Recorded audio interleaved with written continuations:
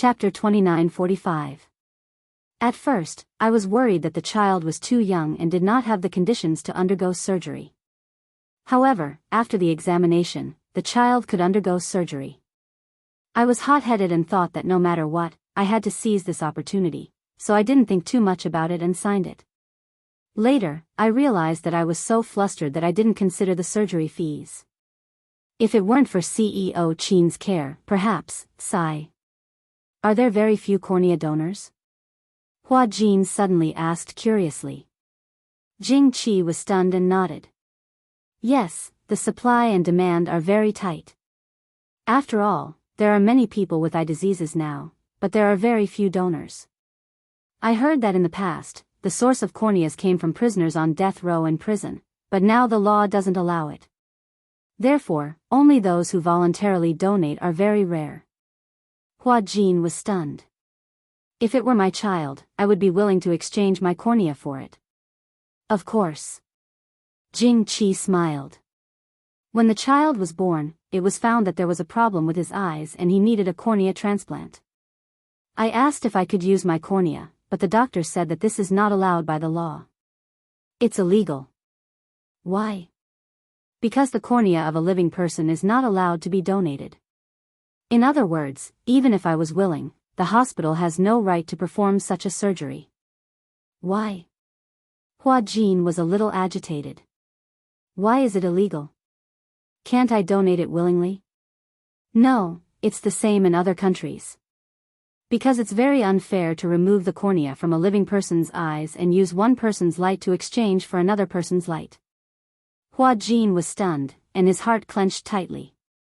He had originally planned to wait until Yun Shishir could undergo surgery before secretly going to the hospital to remove his cornea in exchange for her light.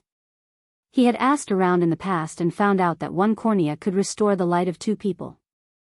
However, now that he learned from Jing Qi that living people could not donate their corneas, he could not help but feel disappointed. After leaving the ward, Hua Jin absent-mindedly stood at the entrance of the hospital. He hailed a cab and arrived at Yun Shishir. Yun Shishir had given him the key to Yun Shishir's house. When he opened the door and walked in quietly, he saw Yun Shishir holding a watering can and groping her way to the back garden. He followed her quietly, and saw how slowly she walked. Beside her, the servant followed her carefully, not daring to reach out to support her. She had a strong personality and wanted to do everything by herself. She would only seek help from the servants if it was a particularly difficult matter. Muyaja meticulously rearranged the furnishings in the house. The angular furniture was wrapped in soft cushions. It must have been hard on him to be so attentive, worrying that she would bump into something because she couldn't see. Therefore, the corners of the table, the corners of the wall, everything that had edges and corners, were covered with soft cushions. Even if he bumped into it, it wouldn't hurt. The servant saw him and was about to announce his arrival when Hua Jin immediately shushed her, indicating for her not to disturb him. She slowly moved to the door, kicked her toes, and stepped over the threshold. Only then did she reach the back garden unimpeded. She walked to the flower bed and carefully watered the Chinese roses. Chapter 29:46. Hua Jin walked to the door and saw her carefully holding onto the flowers and watering them nonchalantly. He walked over quietly, but before he could take a few steps, he alarmed the person who was carefully watering the flowers. Who's there? Yun Shishir turned her head and looked in the direction of the footsteps. Ever since her eyesight went bad, her other senses had become extremely sensitive, especially her hearing. Thus, she caught the subtle sound of the footsteps in an instant. Hua Jin stopped in his tracks but didn't say anything. Just as the servant was about to speak, Hua Jin immediately put a finger to his lips and motioned for her not to make a sound. Yun Shishir raised her eyebrows. She immediately guessed that the person who came must be playing a game of identifying people. She curled her lips and narrowed her eyes as she smiled. Hua Jin, stop fooling around. Ah, Hua Jin widened his eyes in surprise. He smiled as he walked to her side and squatted down nimbly. How did you know it was me? Your footsteps are so heavy. It can't be you or Xiao Yichen. Other than him, you're the only one who can enter and leave this manor at will. After pausing for a moment, Yun Shishir smiled faintly. However, he's not like you. He doesn't know how to play such a boring game. Hua Jin stuck out his tongue. Sister, you're amazing. They say that pregnancy makes a woman stupid for 3 years. That's not true. You've become much smarter after getting pregnant. Yun Shishir raised her hand symbolically and pretended to hit him. She said angrily, I've always been smart, okay? Don't spout nonsense. As she said this, she turned her head again and continued what she was doing in a serious manner. Hua Jin stayed by her side quietly. He didn't know why, but he really enjoyed this quiet moment. He watched in a daze as Yun Shishir carefully watered the flowers. She was afraid that she would water them wrongly. She even carefully held the flower branch with one hand and held the watering can with the other, sprinkling the water with a sizzling sound. Hua Jin looked at the side of her face. It was peaceful and warm. Even though her eyes were blind and unfocused, the gentleness in her eyes was something he had never seen before. Ever since that incident, due to her pregnancy and poor eyesight, she had stopped all her work and quietly stayed at home to nurse her pregnancy. Other than work, he would come here to accompany her. Staying by her side, no matter how irritable his heart was, it would instantly calm down and soothe him. As she watered the flowers, Yun Shishir asked curiously, You seem to be very free recently. Didn't you take on any jobs? Hua Jin said matter-of-factly, Of course. I've accepted quite a few jobs. I can't tell. Yun Shishir put down the watering can and stood up. She turned around and groped with her hands, trying to sit down. Hua Jin immediately helped her sit down. Since you said that you've accepted so many jobs, why do I feel that you don't seem to be busy when you keep coming here for no reason? Hua Jin said unhappily, Isn't that just to spend more time with you? Other than work, I spend the rest of my time here. This villa was huge and had many empty rooms. Mu Yaja had specially arranged a room for Hua Jin to stay here. After all, he also had a lot of work to do. He felt more at ease letting Hua Jin spend more time with her. At first, Hua Jin felt a little awkward. He felt that he wasn't staying here like a third wheel. However, Yun Shishir also said that he should stay here peacefully and treat them as a family. Chapter 2947. Only then did Hua Jin feel less burdened. Usually, when he was busy with work, Hua Jin would stay in a nearby hotel. When he was free, he would stay at Yun Shishir to accompany her. Yun Shishir smiled contentedly. Should I be touched? You should be touched. In order to accompany you, I pushed away a lot of work. As Hua Jin spoke, he covered the back of her hand. Didn't I say before that if you can't see, I'll be your eyes? Yes, I remember. Yun Shishir paused. That's good too. After all, if you take on too much work, your body won't be able to take it.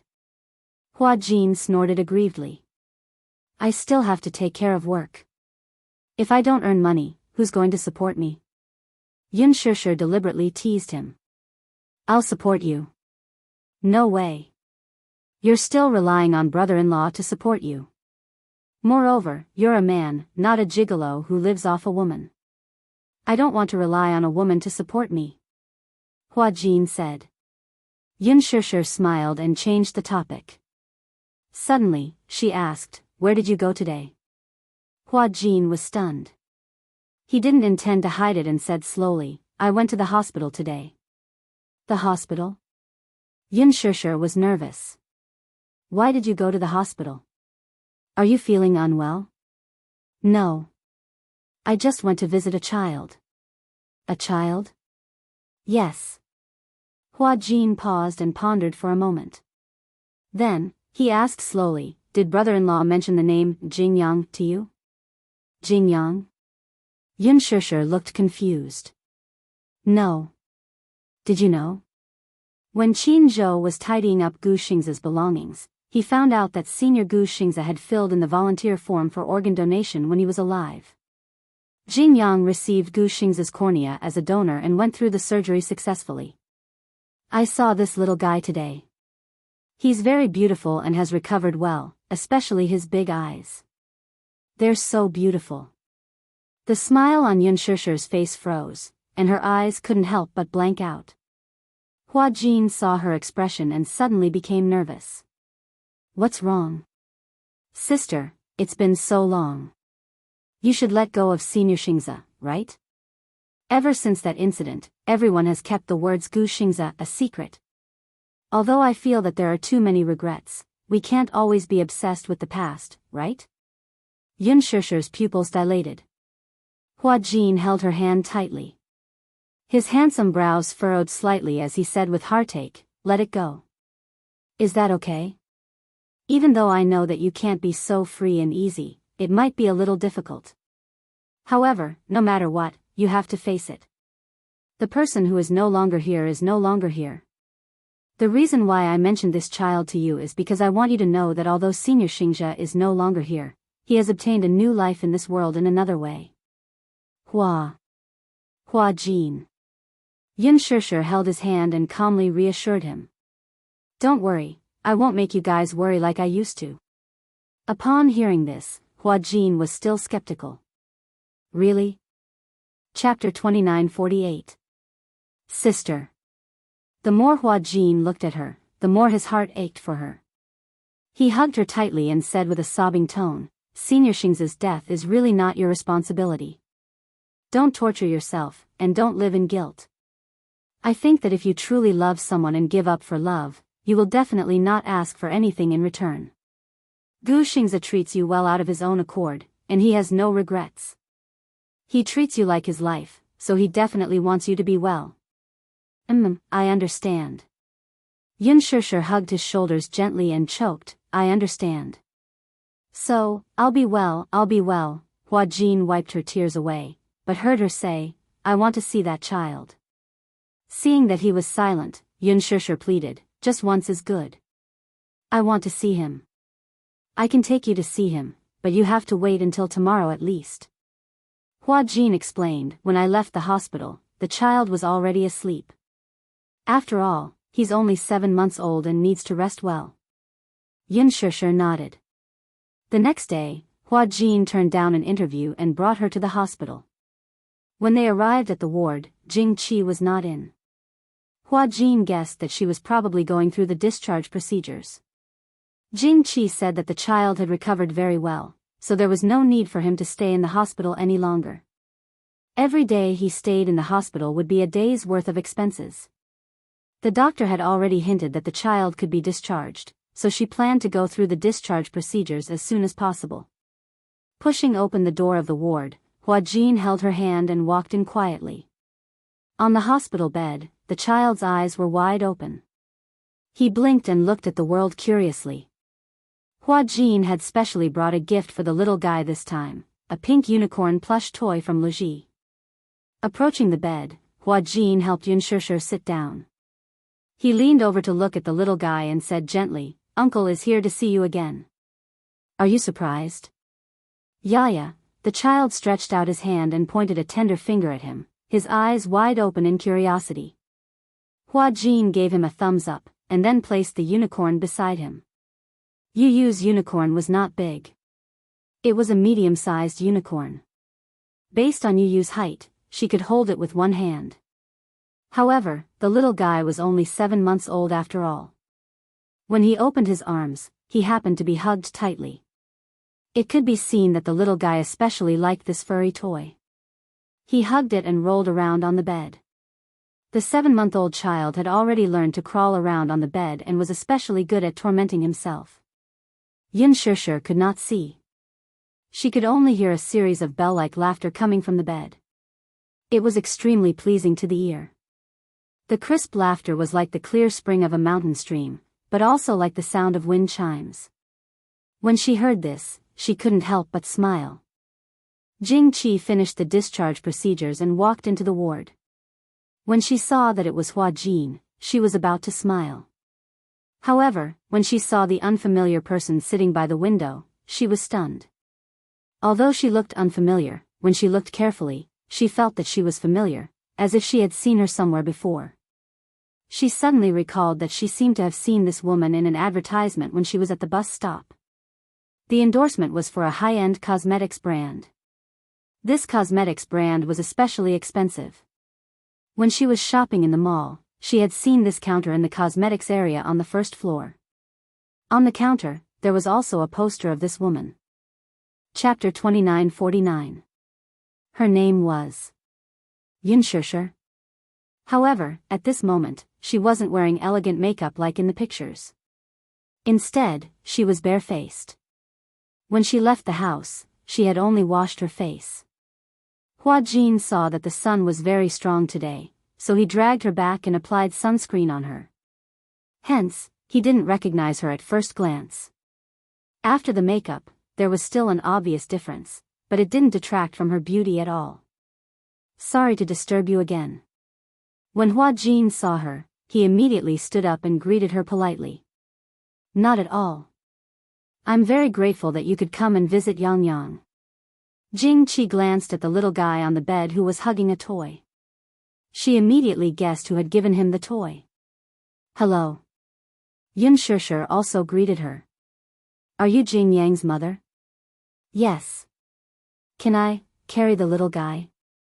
Yun Shusher asked with a gentle smile. Although Jing Qi found it strange, she didn't stop her. Instead, she smiled and said, Okay, but be careful. This little guy is still a little heavy. Hua Jin carried Jing Yang to Yun Shusher. Yun Shusher reached out and hugged the little guy. Seeing that she couldn't see, Jing Qi was slightly surprised. She opened her mouth, but didn't ask anything. The little guy was in Yun Shusher's arms, but surprisingly, he didn't feel shy. He only opened his eyes wide and looked at her curiously. His two little hands were probing. First, he touched her hair. Then, his big eyes were attracted by the necklace on Yun Shusher's neck, so he reached out to grab it. The child was small and didn't know what to do. He was a little strong. When Jing Qi saw this, she rebuked, Yang Yang, be good. Don't move. Yun Shusher immediately said, It's okay. She couldn't help but feel a little regretful. Because she couldn't see, she couldn't take a good look at the child in front of her. However, hugging the soft little cub, it was as if she had returned to a few years ago when Yu was just born. His body was also small and soft, as if he was made of water or glutinous rice balls. It was as if he could be flattened and rounded at will. She hugged him carefully. Although she was a little unfamiliar with the way she carried the child, she was professional enough. One look and one could tell that she had been a mother. The little fellow became even more intimate with her. It felt so comfortable being hugged by her. Its pair of eyes were curved like crescent moons as it giggled and babbled. Who knew what it was talking about? Hua Jin replied, the operation went very smoothly. There were no signs of rejection. The little guy's eyes are especially beautiful. When he grows up, he should be as handsome as me. Shameless. She retorted, he'll definitely be more handsome than you. Sister, you're so biased. My face is praised by my fans as the most beautiful woman in the world. You're a little fresh meat now, but in a few years, won't you also become old cured meat? No matter how beautiful you are, you'll still get old. As she spoke, she ruffled his silky hair and smiled. This little guy is so tender that I can squeeze water out of him. Jing Qi asked carefully, Are you friends with Mr. Gu Xingze? Yun Shusher smiled, but it was a little bitter. Yes. Chapter 2950. Yun Shusher said, I'm not a big star. I only entered this industry because of my love for performing. Jing Qi could not help but feel a little touched. She had heard that big stars were very good at acting like big shots and putting on airs. After all, they had always been under the spotlight. The love of their fans, the flowers and applause, and their annual income was tens of millions.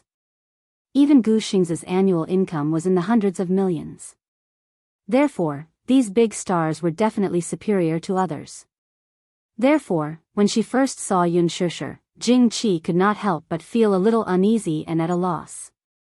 At the same time, she felt a little inferior and looked up to her. However, Yun Shusher's easygoing nature surprised and touched her. She did not put on airs at all. When she said that she was not a big star, she was definitely not hypocritical. Deep down, she thought that she was just an ordinary person.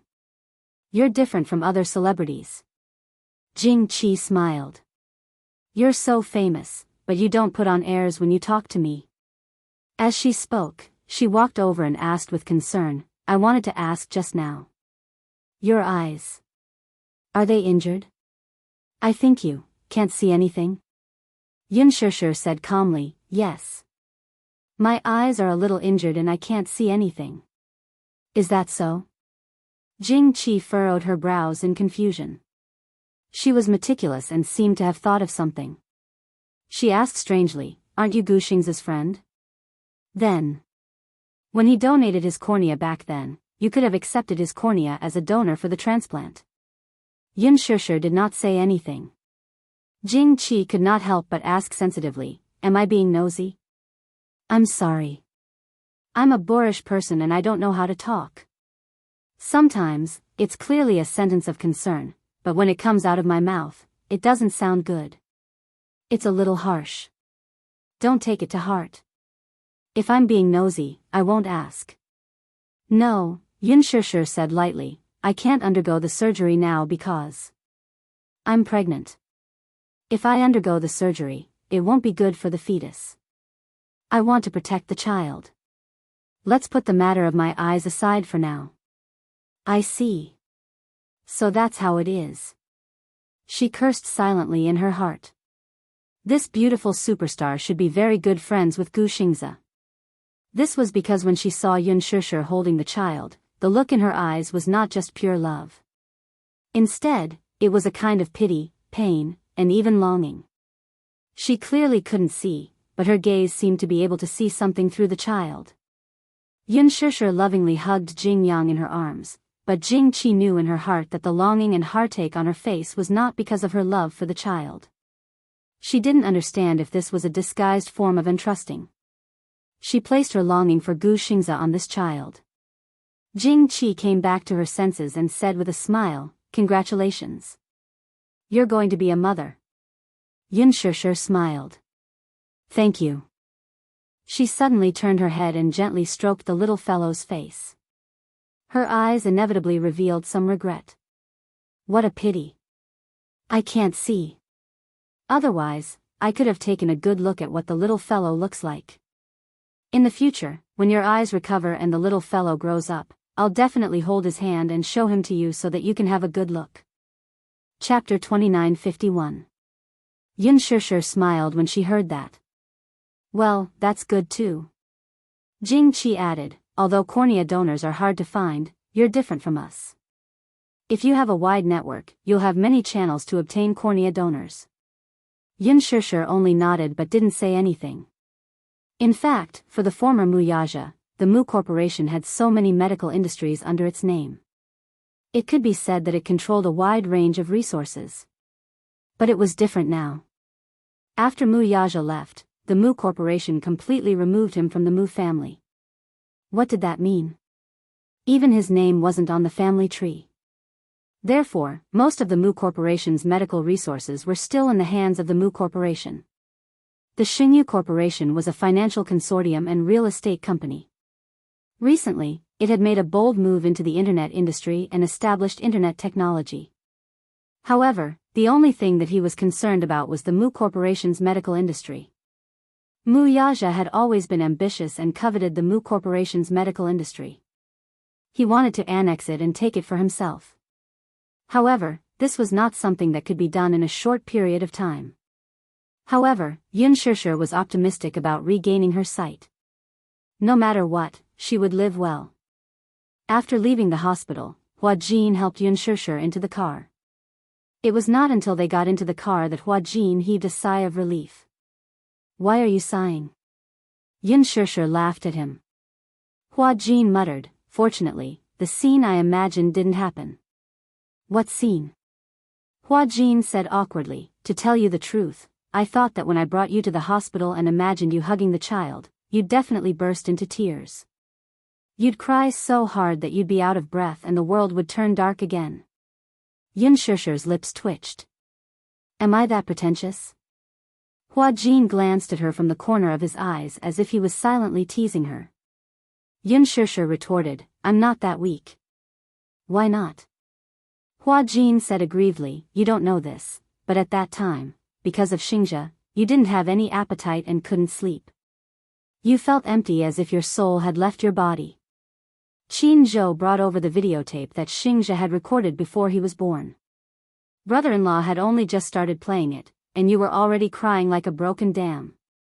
You don't know that when he sees you cry, even the Gong Jie secretly wipes his eyes. Mr. Gong Jie? Yun Shishir's face twitched again. What is this? Why do you call him that? That's because he looks so fierce. I feel that if I call him by his name, he will be angry, so I always call him Lord Gong Jie.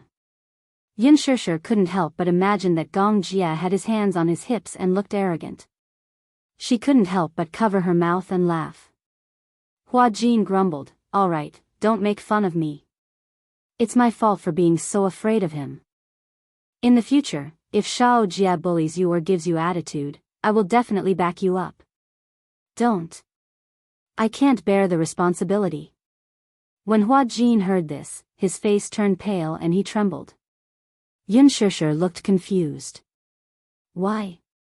She didn't know why, but she felt that Hua Jin had an inexplicable fear and apprehension towards Gong Jie.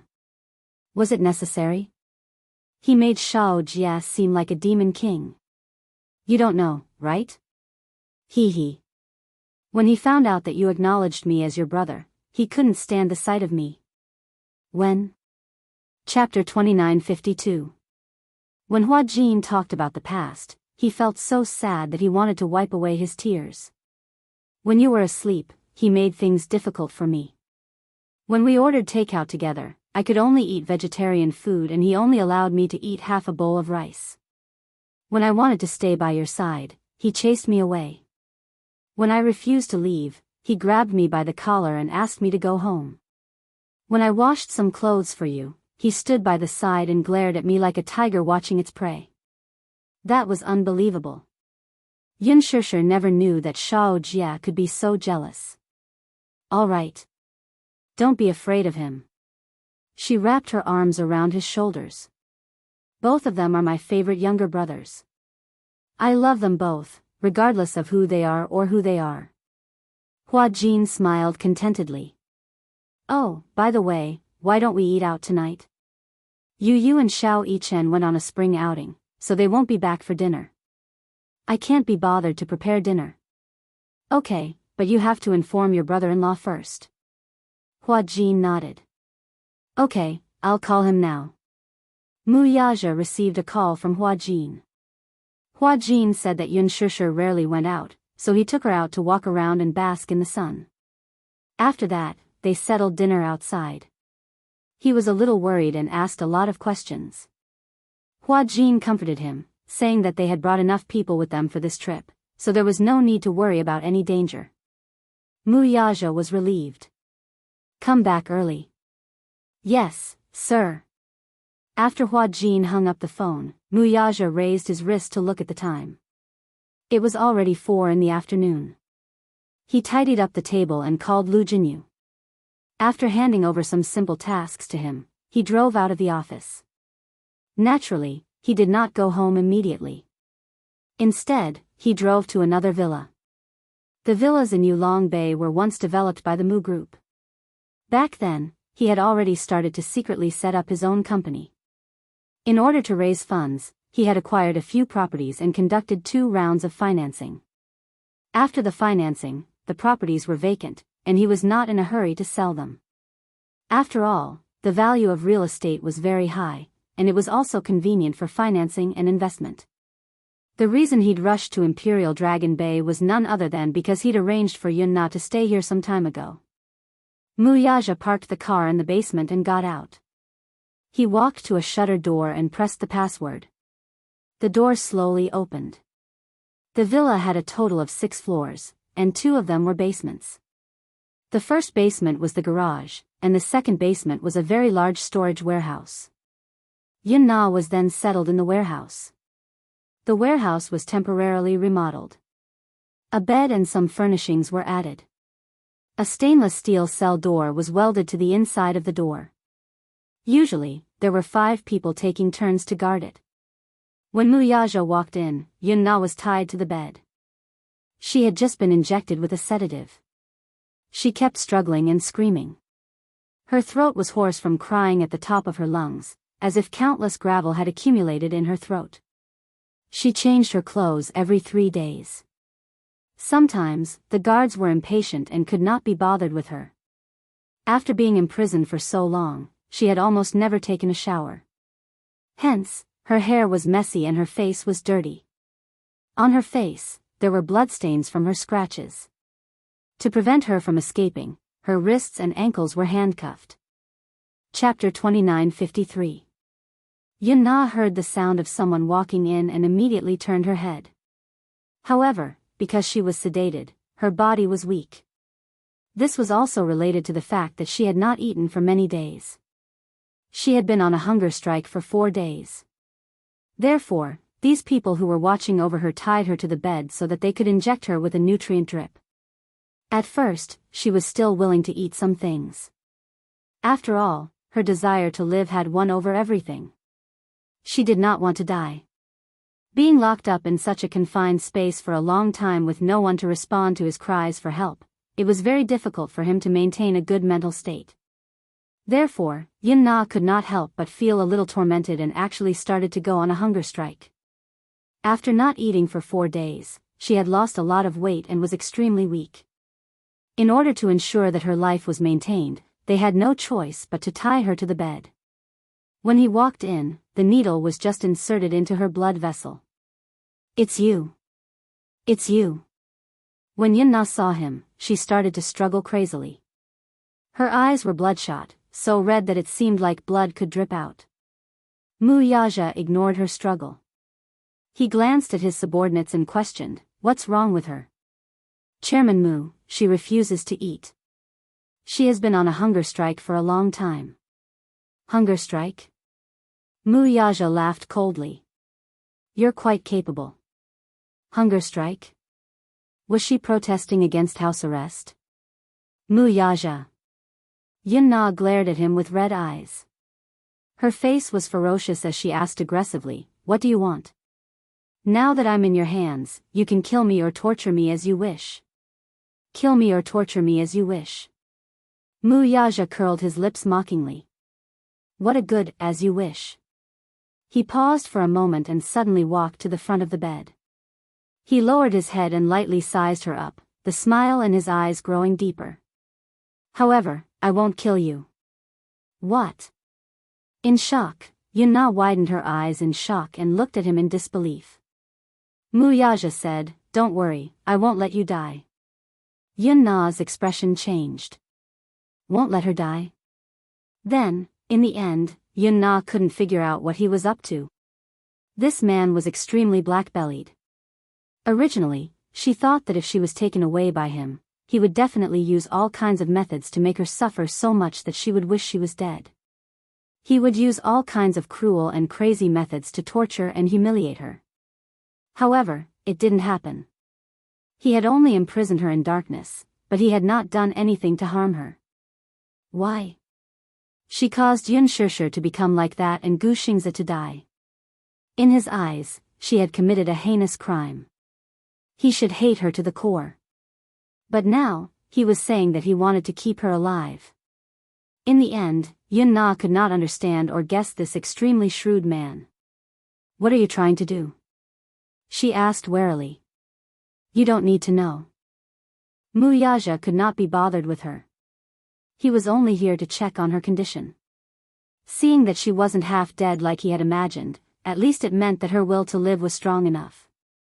"Keep an eye on her," Muyaja instructed again and then turned to leave. Behind him, Yun Na asked hysterically, "What do you want?" "Muyaja, kill me? With your methods, why don't you give me a quick death?" Muyaja stopped in his tracks, and a thick aura of viciousness appeared on his back. Give you a quick death? Chapter 2954. He laughed mockingly and glanced at her from the corner of his eyes. He said coldly, "There's something that I haven't gotten back from you yet. Don't even think about it." Yin-na was stunned when she heard that. She was a little confused by the thing he was referring to. What thing? What exactly did he say that he wanted to get back from her? What is it? However, Muyaja wasn't in a hurry to respond to her bewilderment. You don't need to know. His back was facing her, but it was obvious that he didn't want to waste too much time on her. He was only here to check on her condition. Seeing that she was in good condition, he didn't plan to stay any longer. The cell door was locked from the inside. Yin-na looked at his retreating figure in panic and despair. She asked hysterically, "What exactly is it? Tell me. Tell me. Muyaja. You bastard.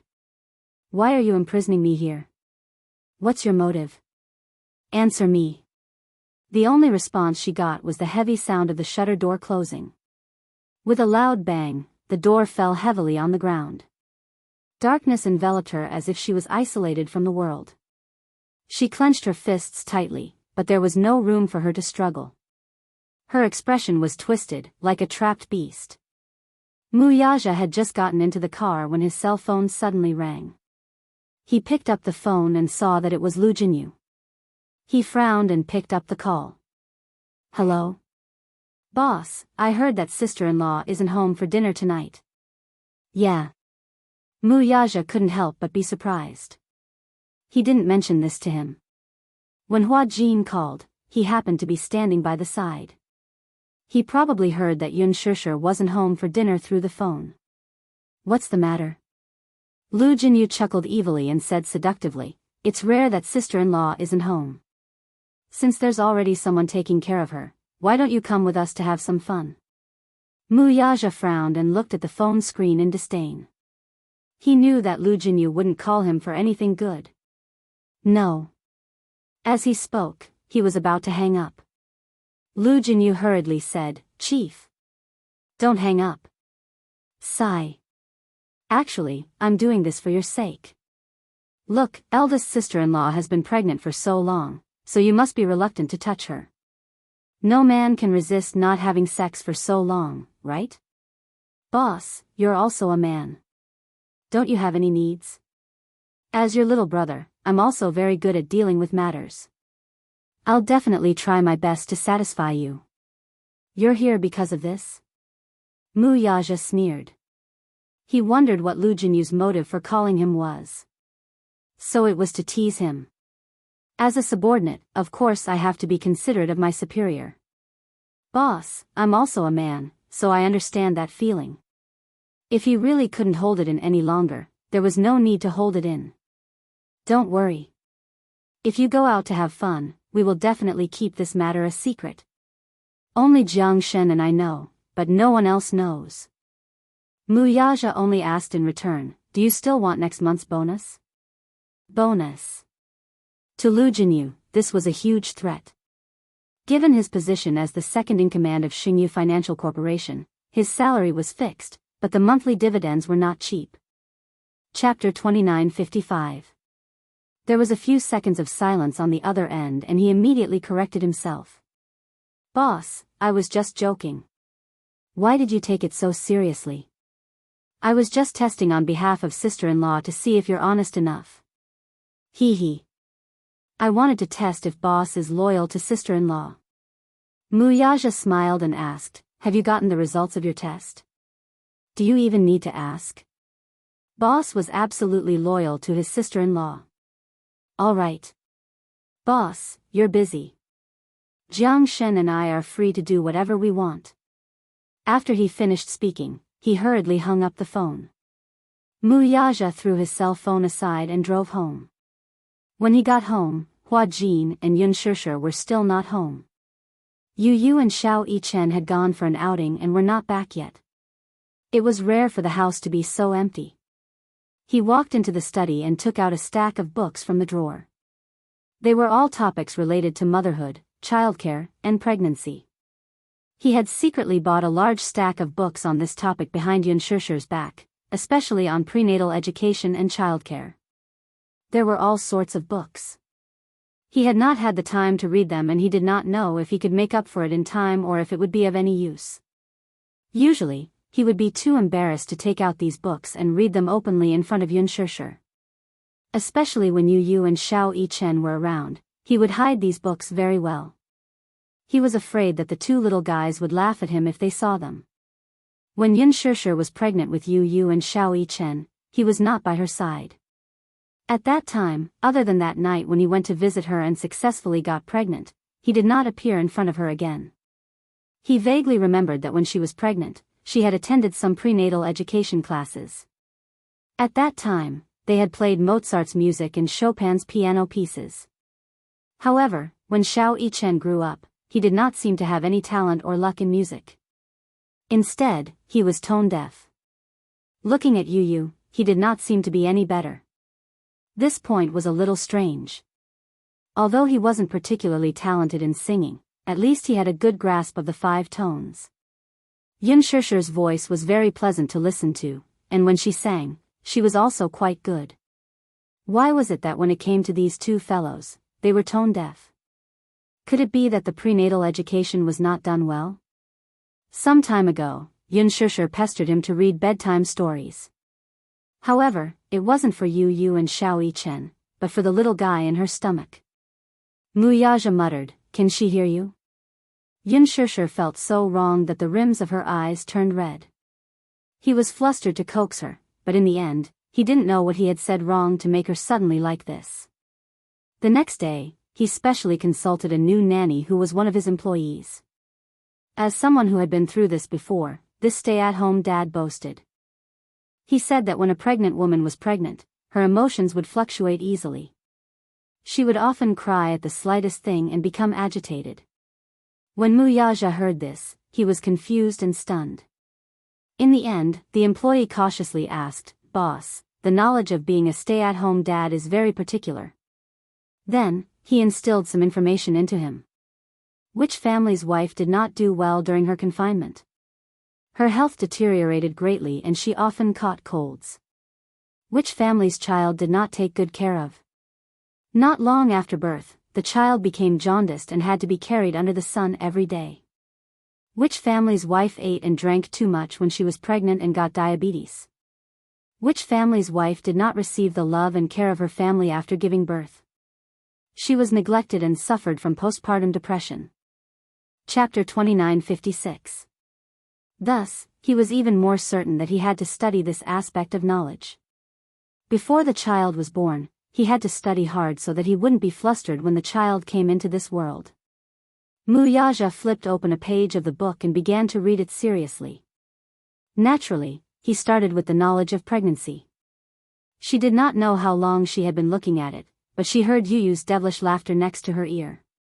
"Daddy, what are you secretly reading?" Muyaja was shocked. He was so focused that he didn't hear Yuyu's footsteps when the door to the study was pushed open. He slammed the book shut and turned his head. He saw Yuyu standing by the side with an evil expression, laughing secretly at him. Yuyu glanced at the spine of the book lightly. She covered her mouth and laughed secretly. "So Daddy is studying about pregnancy. Very good, not bad, not bad." As she said this, the little girl patted him on the shoulder and said seriously, "But why do I feel like you're doing something bad? You look like you're guilty." Muyaja snorted coldly without batting an eyelid.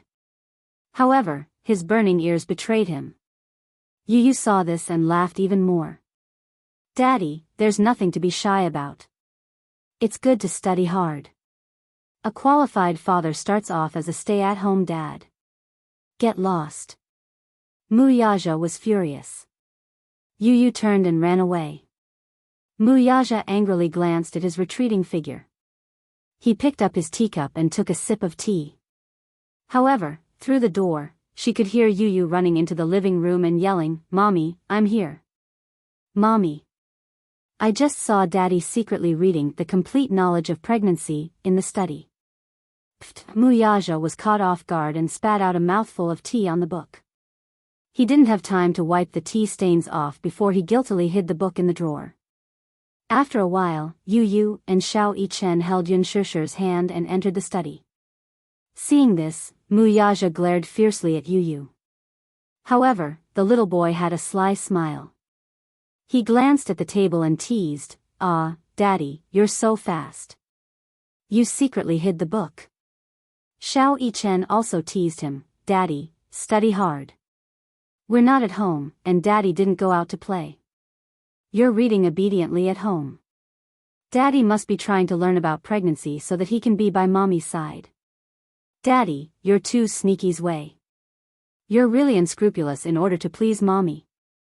The two little lads echoed each other, and Mu Yaja's face grew increasingly hot.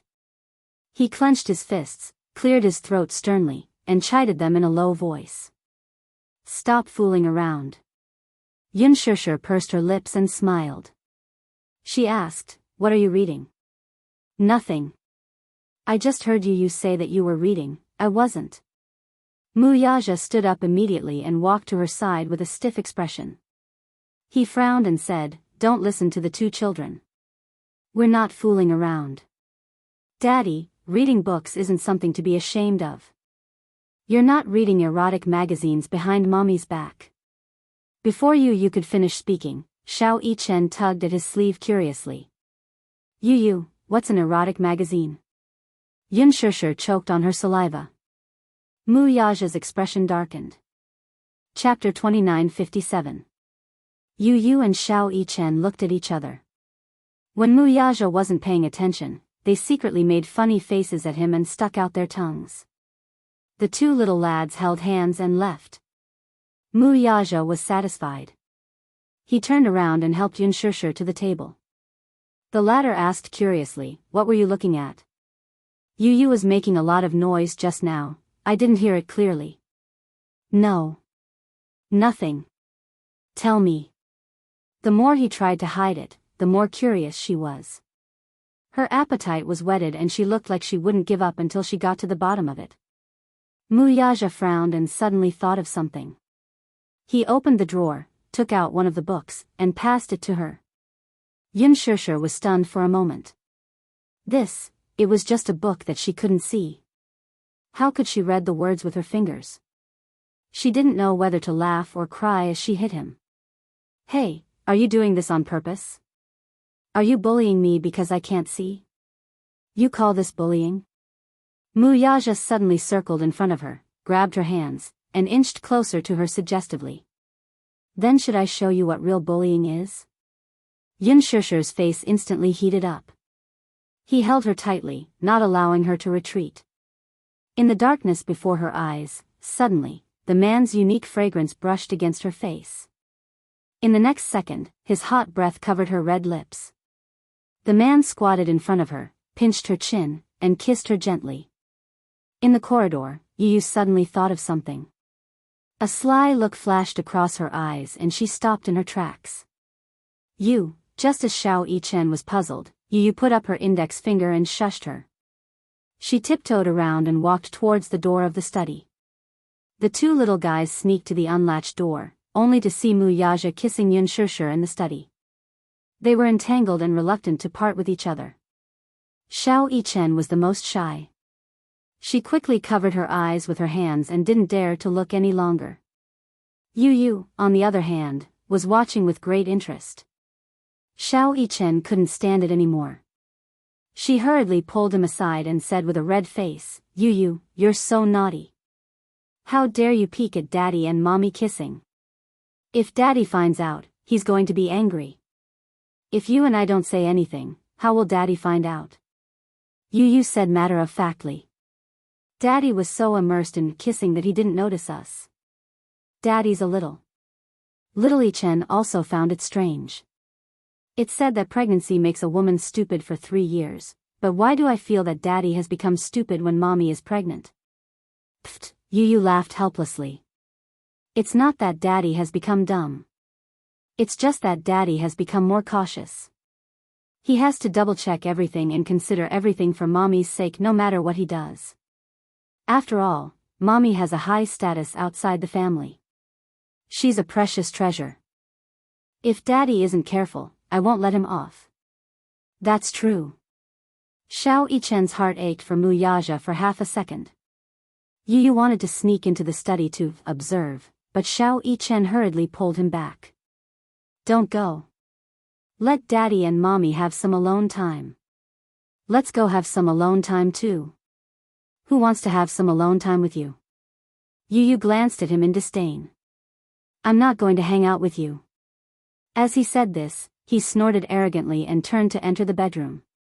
Xiao Yichen followed behind and shook his head helplessly. His smile was full of doting as an older brother. Chapter 29:58. But then again, he was already used to Yu's tsundere nature. He followed her into the bedroom and closed the door. In the study, Yun Shishir was a little absent-minded. After she couldn't see, her hearing had become shockingly sharp. Hence, she could hear the two little munchkins whispering in the corridor. She couldn't help but fidget and kept pushing away Mu Yaja's advances. She asked worriedly, "Is the child eavesdropping outside?" "No." Mu Yaja grabbed her hand and wanted to kiss her again. Yun Shishir turned her head away and said coquettishly, "I heard it. Yu is really naughty. She's always pulling Xiao Yichen to peek at us from outside the door. After all, she has done this before. Don't you know how to discipline her? Is this child someone I can discipline?" Mu Yaja retorted. "Not only is she naughty, she's also very smart. You can't discipline her. You, on the other hand." Mu Yaja changed the topic. Looking down at her face, he smiled and said, "My good wife, don't be distracted." As he said that, he pecked the corner of her lips gently and said a little aggrievedly, "I haven't had sex for more than a month. Even when we're kissing, you're distracted." After saying that, his handsome brows furrowed slightly, as though he wanted to say something but didn't want to. Yun Shishir was amused by his aggrieved tone and didn't know whether to laugh or cry. "You sound so pitiful." Mu Yaja said sternly, "You don't know how painful it is for a man to be abstinent." Yun Shishir was speechless. She wasn't a man, so how would she know what abstinence meant for a man?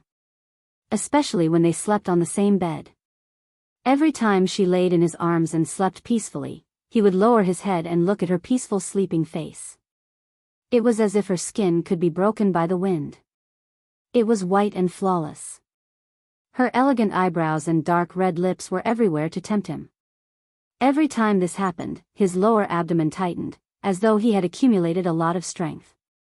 No matter how determined he was, it was as though his rationality was about to be demonized. Previously, many experienced people had told him about this matter. In the first 3 months and the second 3 months of a woman's pregnancy, they couldn't touch her. In other words, in the 4th month, as long as they were careful and didn't use too much force, there wouldn't be a problem. But Mu Yaja didn't dare to touch her. He always felt that she was too weak to stand up to a gust of wind. That thin and weak body, that bulging belly, and the fact that she was pregnant with a little guy in her belly, was already not easy enough. With such a thin waist, if he didn't grab it, he didn't know if it would collapse. How could he bear to touch her? It was already very difficult for her to be pregnant. After all, he had already confirmed that the little guy in her belly was a little princess. He was even more careful and cautious. He was full of anticipation for the arrival of the little princess. In terms of bed matters, he planned to endure it and did not dare to be too indulgent. Hence, Lu Jinyu half-jokingly dragged him out to have some fun. Someone else said, "If you can't do it in bed, there are always other ways to do it." That person inexplicably leaned close to his ear and said, "For example, the mouth can do it too." He, this person was Jiang Shen. He always came up with a lot of bad ideas. Mu Yaja glared at him and chased him aside. "How dare you criticize your sister-in-law?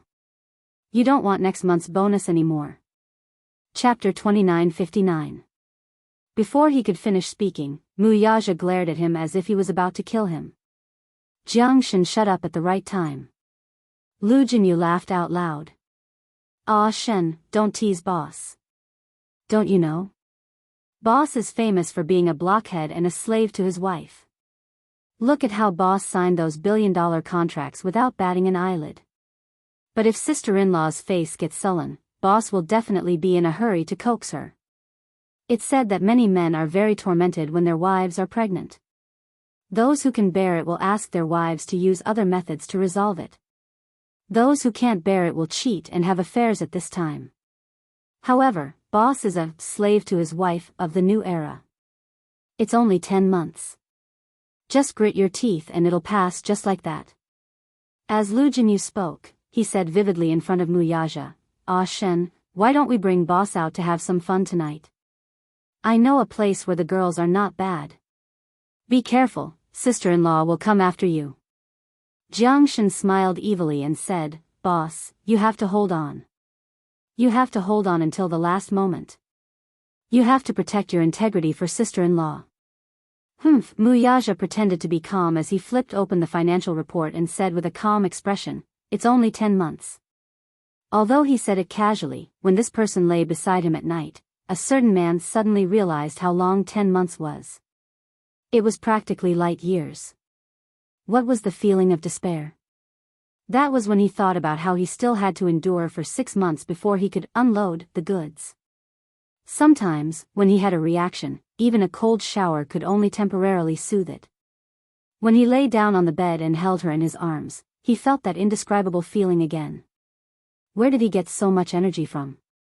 It seemed that he had to think of a way to exhaust this excess energy. Hence, Muyaja decided to set up a gym at home. Every day, he would run for an hour before going to bed and then do a set of barbells. With this thought in mind, he quickly put it into action. The next day, Yun Shishir heard the sounds of walls being cut, smashed, and electric drills coming from the basement. A few days later, Muyaja directed the construction team to transport the panels for the renovation. A week later, the various fitness equipment he had ordered arrived. Yun Shishir was dumbfounded. Therefore, when it was time to sleep every day, Muyaja would always set aside 2 hours to go to the gym in advance. First, he would run on the treadmill for 50 minutes. Then, he would do 2 sets of dumbbells, 2 sets of dumbbells. After that, she took a shower and went to bed at 10 o'clock. She was exhausted. This method was somewhat useful. Because working out consumed a lot of excess energy, once the pillow touched, naturally, there would be no more thoughts about sleeping, and there would be no energy to think about other things. After a month, his figure had been trained to the point where it could be called a work of the gods. Once, Yu caught a glimpse of Muyaja changing his clothes. The moment Muyaja took off his clothes, Yu was shocked by his toned muscles and perfect 8-pack abs. When did Daddy's figure become so good? Yu found it extremely strange. Chapter 2960. When Xiao Yichen heard this, he ran over to take a peek. In the end, he ran back with a nosebleed. "He's so handsome." His eyes were sparkling. "Luckily, Mommy can't see. Otherwise, Mommy would be smitten." "Are you exaggerating? You don't understand." Xiao Yichen looked at him with disdain. "Girls can't resist a man with a good figure." Yu was speechless. Was that so? Hence, Xiao Yichen and Yu would appear punctually at the gym on the basement floor at 8 o'clock in the evening. This time, it was Muyaja's turn to be dumbfounded. "What are you doing here?" "Working out." Yu said in all seriousness, "I want to work out too." Muyaja muttered gloomily, "You're only 7 years old. Why do you need to work out?"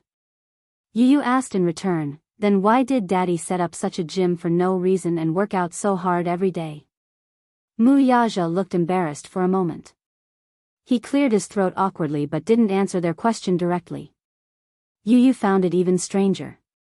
Xiao Yichen also found it strange. "Daddy, you're very suspicious. Mommy can't see such a good figure even though you're working out. Then why are you working so hard to keep fit?"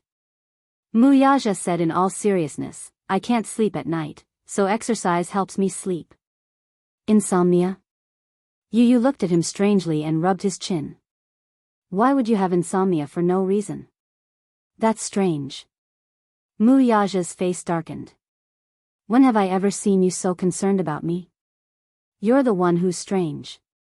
Yu also looked embarrassed. He definitely wouldn't tell the truth. It was just that when he saw Mu Yaja's lean figure, he felt envious and yearned for it. He also wanted to work out and train his body. On top of that, Xiao Yichen had been preaching that working out could make one's body healthier and have a stronger immune system. Furthermore, the metabolism during exercise would promote physical development. This caused him to waver. Because I feel that Daddy has been very suspicious recently. Daddy never used to work out. Mu Yaja looked at Yu and saw a burning desire in his eyes. This guy. Yu felt a little guilty under his stare. At the side, Xiao Yichen immediately explained, Daddy's figure has become great after working out. So, Yu and I are very envious and want to work out with Daddy. Go and run on the treadmill for 40 minutes, Mu Yaja instructed as he pointed at the treadmill. 40 minutes? Yu wanted to back out. I'll die in 40 minutes. How do you know you can't do it if you haven't tried? The first 30 minutes of running will deplete carbohydrates. 40 minutes will deplete excess fat. After pausing for a while, Mu Yaja continued, running is good for improving your physical strength. Start with running. Yu and Xiao Yichen glanced at each other and then reluctantly got on the treadmill and started running. After half a month, the results were obvious. Hua Jin realized that the father-son trio would disappear at 8:00 sharp. Later on, he squatted down and discovered the father-son trio's shocking secret. These three guys were actually here. Fitness. Chapter 2961. Hua Jin was really jealous. He also wanted to work out. He also wanted to be nice. Body. Hence, Hua Jin also joined the army of fitness. At 8:00 in the evening, they all went to the gym together and worked out. Fitness was the ultimate motivator. Mu Yaja's fitness was not purely about consuming energy. After all, it was also a good way to improve one's figure. His perseverance was definitely not a slacker either. Once he decided to work out, he would definitely persevere until the end. Because of the fitness, his figure had undoubtedly become better. Sometimes at night, when they were lying in bed, Yun Shishir would hug him and feel his strong abdominal muscles. She could not help but feel a little surprised. Your abdominal muscles didn't seem so obvious in the past, right? Yun Shishir was a little puzzled. It's a little strange. You've been so mysterious recently, and your figure has become so good? Could it be that you're working out? You guessed it right. Yun Shishir asked half jokingly and half seriously, don't tell me you decided to work out to vent your excess energy. Mu Yaja's face was serious. Isn't it good to work out? Your figure can be very good.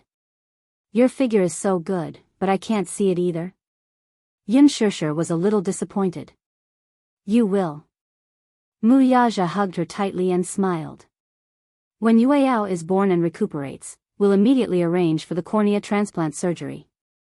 But the surgery is not something that can be done just because you want to. Yun Shishir felt a little wronged. After all, cornea donors can only be found by chance. I don't know when the next opportunity will come. You don't have to worry about these things. I'll worry about these things. You just need to take care of yourself and recuperate well. Don't worry about other things. Okay. Yun Shishir nodded. I'll listen to you. The weather was getting hotter. Unknowingly, it was already June, but the weather was already starting to get hot. Every afternoon, it was especially hot and unbearable. Every time Hua Jin came home, he would bring ice cream for the little ones. Yu and Xiao Yichen each held a Haagen-Dazs and ate with relish. Haagen-Dazs, Yun Shishir was drooling. She used to love Haagen-Dazs when she was still an office worker. This is the Hermes of the ice cream industry. Although Yun Shishir couldn't see, her ears weren't deaf. She heard the two little guys eating ice cream, and her saliva secreted even more. Hua Jin, why didn't you bring me? Yun Shishir asked angrily. Hua Jin said innocently. Brother-in-law said that you can't eat cold food. Why? Yun Shishir asked gloomily. Why can't I eat ice cream? That's not fair. Yu Yu licked his lips, still yearning for more. When he heard his mother grumbling at the side, he explained, Daddy read in a book that pregnant women should avoid contact with ice as much as possible. I don't remember the exact reason, but in any case, Daddy's words are clear and logical. Mommy, just bear with it for a while. For the sake of sister's health, don't touch ice cream. Mu Yaja had read the Encyclopedia of Pregnancy before. It said that pregnant women shouldn't eat cold food, or even touch it. Research showed that when a pregnant woman's hand touched ice, the blood vessels in the uterus would contract, which would affect the blood circulation of the fetus and affect its growth. Therefore, he repeatedly ordered her not to touch anything cold. Chapter 2962. It was fine when the weather was cool, but in the middle of summer, the air conditioner alone was not enough to relieve the heat. Everything she drank was warm. Yun Shishir was about to complain. Why are you guys not moving? How does it feel to drink warm water on such a hot day? I feel like there's a ball of fire in my body. I'm about to burn. I'm burning. Hua Jin and Yu Yu looked at each other and gave Yun Shishir a sympathetic look. Xiao Yichen, who was beside them, felt his heart ache even more. Yun Shishir sat at the table and held the teacup in her hand with an aggrieved expression. The teacup was filled with hot water that had just been boiled. As it had not cooled down yet, she was so thirsty that her throat was about to smoke. She could not drink any water. It was too hot. These days are simply too torturous. She wept and wailed, her hopes dashed. It was easy to be anxious during pregnancy. Moreover, it was summer. More importantly, her situation was very different from when she first got pregnant. When she was first pregnant, Mu Yaja had sent a top-notch nursing team to take good care of her food, clothing, and daily necessities. At that time, she was 18 years old and pregnant for the first time. The pregnancy symptoms were not serious. At first, she had some morning sickness and did not have a good appetite. Hence, the nurse in charge of taking care of her put in a lot of effort to adjust her appetite. Fruit yogurt, potato salad, watermelon juice, orange juice. Due to the need to nourish the fetus, she was arranged to live in a villa near the sea. Although she did not leave the house, the villa had a large courtyard, rockery, and flowing water. When she was free, she would take a walk in the courtyard. When she took a walk, a large group of people followed closely behind her. After all, the child in her stomach was precious. Mu Yaja repeatedly emphasized that if anything happened to the child, they would be held accountable. They could not bear the responsibility. Hence, they took good care of her 24 hours a day. For the first 6 months of her pregnancy, she would take a half-hour walk every day. It was because she heard that if she exercised more during pregnancy, the delivery would be much smoother. Sometimes, when the weather was good, she would go to the beach, step on the tide, walk barefoot on the beach, and pick up seashells. When she returned home, she settled down and made a wind chime with the seashells and hung it on the window. Her craftsmanship was especially good, and the wind chimes she made were beautiful and unique. When the sea breeze blew, the shells gently swayed, making a crisp and pleasant sound. At that time, although the days were leisurely, she was never idle. She would read books, do her homework, watch TV when she was free, sit on the swing in the courtyard, and bask in the sun. Every day, she would arrange herself to the fullest. However, things were different now. She couldn't see, so it was inconvenient for her to do anything. When it came to pregnancy, it was extremely boring. There was a little one in her stomach. She had to carefully protect her, but she also had to worry about this and that. Reading books, watching TV, surfing the internet on his phone, doing handicrafts, drawing, it was basically impossible for her to complete it on her own. Most of the time, she could only sit on the recliner and listen to music. Mu Yaja specially bought a lot of albums for her, saying that he wanted to give the baby prenatal education and cultivate his temperament. Temperament? All right. What Mozart? What Chopin? What Richard Bradman? Oh my God. Let her go. Chapter 2963. But other than listening to music, she seemed to have nothing else to do. Even though she was craving for some snacks on a whim, just as she opened a packet of potato chips, Yu appeared out of nowhere and snatched the packet away from her. He said righteously, "You can't secretly eat potato chips. There's selenum in potato chips. If it's eaten in large quantities, it might cause fetal abnormalities." Although the potato chips have been processed at high temperatures, they still contain high levels of oil and salt, which can cause pregnancy hypertension. "I ate potato chips when I was pregnant with you too," Yun Shishir said, feeling wronged. "Weren't you fine?" "That's because I was strong enough." Yu clenched her fists. "But it's better to be safe than sorry. What if? Am I right? Mommy, when little sister is born, you'll be free. Hold on a little longer." She couldn't eat spicy food. She couldn't eat ice. She couldn't eat too much meat either. She couldn't eat too much sugar either. More importantly, ever since she got pregnant, she really had nothing to do besides listening to music and taking a stroll after meals. More importantly, Muyaja's nursing skills were indeed passable. After all, he was born into a rich family and had never served anyone before. This was his first time serving someone, and it was her. Although his attitude was good, but, in the middle of the night, she was suddenly awakened by hunger. Her stomach was growling. She turned her head and saw that Muyaja was sleeping soundly. Hence, she snapped her fingers lightly and the voice-activated wall lights lit up. Ever since her eyesight had deteriorated, Muyaja had changed all the lights in the house to motion sensor lights. Although her eyesight wasn't good, especially at night, it didn't mean that she couldn't see anything. If the wall lights were on, she could still make out the faint light. Hence, he changed them to motion sensor lights.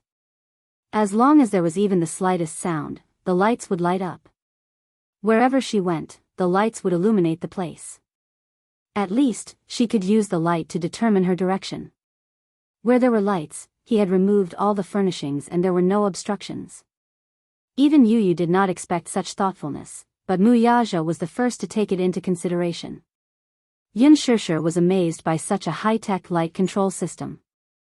However, it was much more convenient after changing the light control system. She followed the light and groped her way to the shelf. She took a packet of biscuits and tore off the packaging. Muyaja was awakened by the sound of cracking. His first reaction when he woke up was, there was a rat.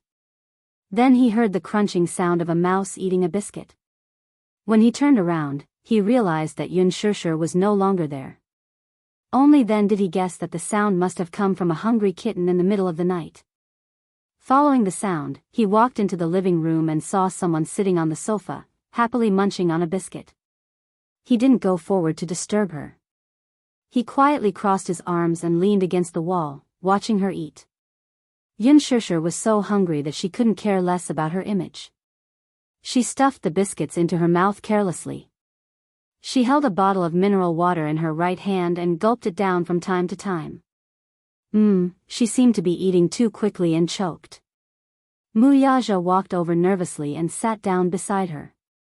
He gently patted her back. "Eat slowly. No one's fighting with you." Yun Shishir heard his voice and was stunned. She looked up. "You're awake?" Chapter 2964. "Yeah. I was woken up by the sound of you eating."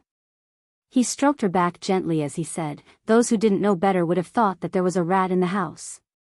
You said that I sounded like a rat when I ate the biscuits?" She questioned, feeling hurt. "What?" She felt aggrieved and unhappy. However, he was amused. "Aren't rats cute? Speaking of which, you seem to be eating in such a hurry. Are you that hungry?" "Yeah. I don't know why, but I was woken up by hunger. I remember that I ate quite a lot last night. Why am I so hungry?" "It's probably because the baby is hungry." "Really?" Yun Shishir smiled. "All right. I feel that it's especially difficult when I'm pregnant with this guy. After a pause, she held his arm and said coquettishly, "Hubby, I want to eat ice cream." "No." Muyaja immediately put on a straight face. "You're not allowed to eat it." She begged again, "Boo-hoo. Just one bite. Just one bite, okay? Can't you bear with it?" "I don't know why, but I've been craving ice cream lately. It would have been better if he hadn't mentioned ice cream." The moment he mentioned ice cream, her saliva secreted even more. She swallowed a mouthful pitifully and said, "One bite will do. Can you satisfy my craving?" "No." His stance was firm, and he didn't waver because of her grievances. "If you can't eat it, you can't eat it. How can you be so heartless?" Yun Shishir said angrily, "Can't you be more open-minded?" "Madam, I'm already very open-minded. I'm doing this for your own good." "If it's for my own good, shouldn't you be looking for ice cream on the streets for me?" She was being unreasonable. However, he was still very patient. He patted her head gently and coaxed, "Be good. Go to sleep after eating. Don't think about it and you won't be hungry anymore." "But I just can't stop thinking about it, be good." Muyaja leaned close to her ear and said meaningfully, "I can resist not touching you for 10 months. Can't you resist not touching ice for 10 months? Yun Shishir's face flushed red in an instant. She clutched the corner of her pajamas tightly and said awkwardly, "I heard that, even when you're pregnant, as long as you're careful in the first 3 months, it won't affect you in bed, no." Muyaja, on the other hand, was a conservative. He said stubbornly, "As long as there's even the slightest risk, I won't allow it." "You're being too cautious, what if?" He suddenly held her shoulders and stared at her. "It's because I care too much that I'm careful in everything.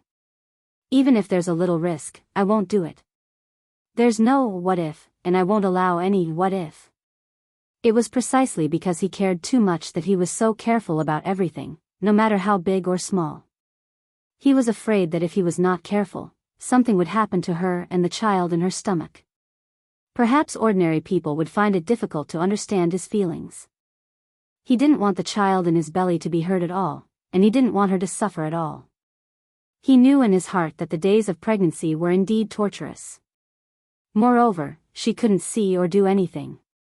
Even reading books was the most extravagant thought. That was why he had spared no effort to spare more time to accompany him. Chapter 2965. It was a good thing that he had 2 capable assistants. However, Lu Jinyu and Jiang Shen could not voice their grievances. Those who didn't know better would think that boss was pregnant for 10 months. Yun Shishir could only give up. She reluctantly let him hold her hand and returned to the bedroom. Muyaja carried her to the bed and covered her with the blanket. After he got on the bed, Yun Shishir suddenly turned around and hugged him. "Thank you." "Huh?" He raised his eyebrows in surprise. However, she heard her say, "Have I been making trouble for no reason recently?" Before he could speak, she continued in frustration, "I don't know why, but recently, my temper has been getting harder and harder to control. If I don't get satisfied with the small things, I feel especially anxious and want to flare up. Have I always made you angry?" "No." Muyaja smiled and said, "Madam, this is a special period now. I'll give in to you more. In other words, even if I'm unreasonable, you won't stoop to my level?" Yun Shishir teased him deliberately. When Muyaja heard this, how could he not know that she was deliberately digging a hole for him to jump into? However, he was a smart person. He knew that if he said yes directly, she might be unhappy. Therefore, he asked seriously, "How is this being unreasonable?" "Madam is righteous, gentle, and virtuous. I can't wait to dote on you." Although Yun Shishir knew that he was deliberately coaxing her, her heart was still as sweet as honey. "All right, stop fooling around." Muyaja pulled her into his arms and reminded her, "Sleep early." Lying in his arms, she suddenly felt a little uneasy. Is this the happiest moment of my life? Why do I feel a little uneasy? Muyaja raised his eyebrows, not understanding what she meant. "I'm so happy now. I don't know what the future will be like, but this should be the happiest moment of my life. I'm so happy that I feel like it's almost unreal. No. Muyaja gently stroked her hair. I will make you happier. I want to give you the most beautiful things in the world.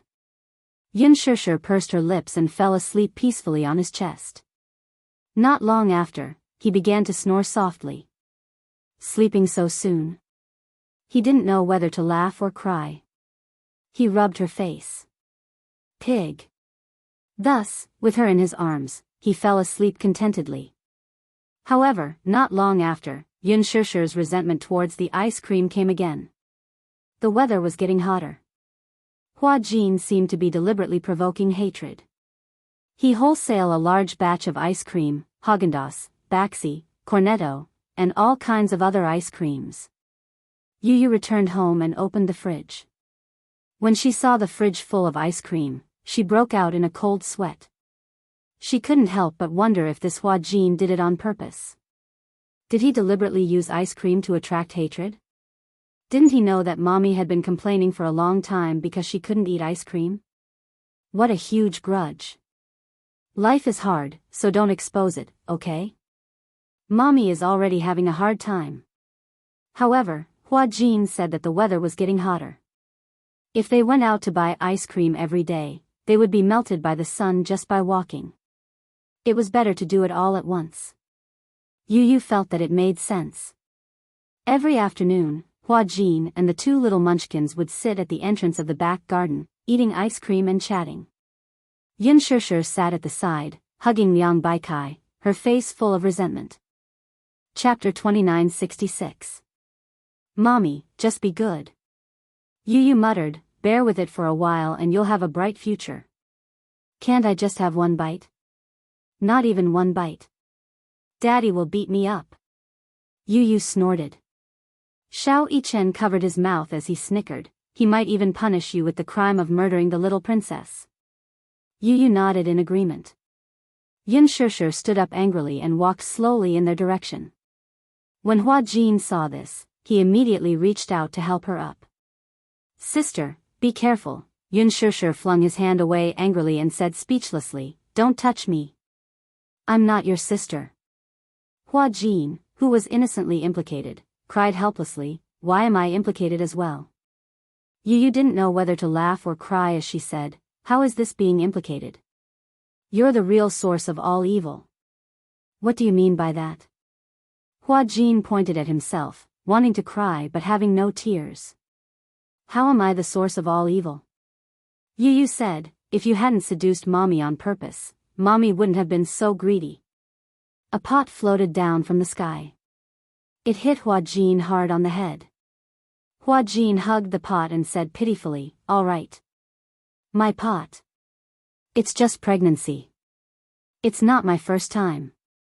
When I was pregnant with you guys, I wasn't so careful. I couldn't touch this or that. Weren't you guys healthy? When Yu heard this, she immediately cleared her throat and pouted. That's not fair. Xiao Yichen's body is so strong, but Mommy, have you forgotten that I spent most of my time in the hospital before I was 4 years old? So it turns out that you didn't take good care of the fetus during your pregnancy. Perhaps my poor physical fitness is related to this. It would have been better if she had not explained it this way. Once she did, Yu felt that Muyaja was right. She was even more convinced of the importance of taking care of the fetus. Another pot was thrown from the sky, and this time, it was directly smashed on Yunshushu's head. She was completely confused as she silently cursed in her heart, your physical fitness isn't good, it's not because you're in the nurturing period. Yunshushu explained innocently, you and Xiao Yichen are twins. The doctor said that when you were in my stomach, you were competing for nutrients. You couldn't compete with Xiao Yichen. Also, you were born prematurely 8 months ago. Because you were born prematurely, you were weak. Why is it premature? Yu asked curiously, blinking. The doctor said that it's because of the anxiety during the pregnancy, plus, at that time, when she was more than 7 months pregnant, Yunshushu asked for permission to meet Yun Yecheng. That period of time was when the Yun family was at its most difficult.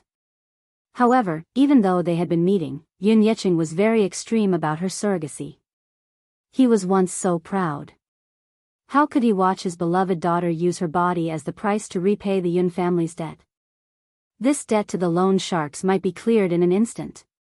However, the guilt he felt toward her was something that he would never be able to repay in this lifetime. Therefore, every time they met, the father and daughter would sit opposite each other. He would always think of all sorts of ways to persuade her to abort the child. Yun Yecheng's thinking was very simple, but he did not know that if she were to abort the child, it would be even more harmful to her body. Chapter 2967. Hence, during that period of time, the pressure and burden on her heart were too heavy. Her first child was twins. Furthermore, she was only 18 years old when she got pregnant. Compared to other pregnant women of her age, the preterm delivery rate was 11 times higher. Furthermore, her emotions fluctuated greatly.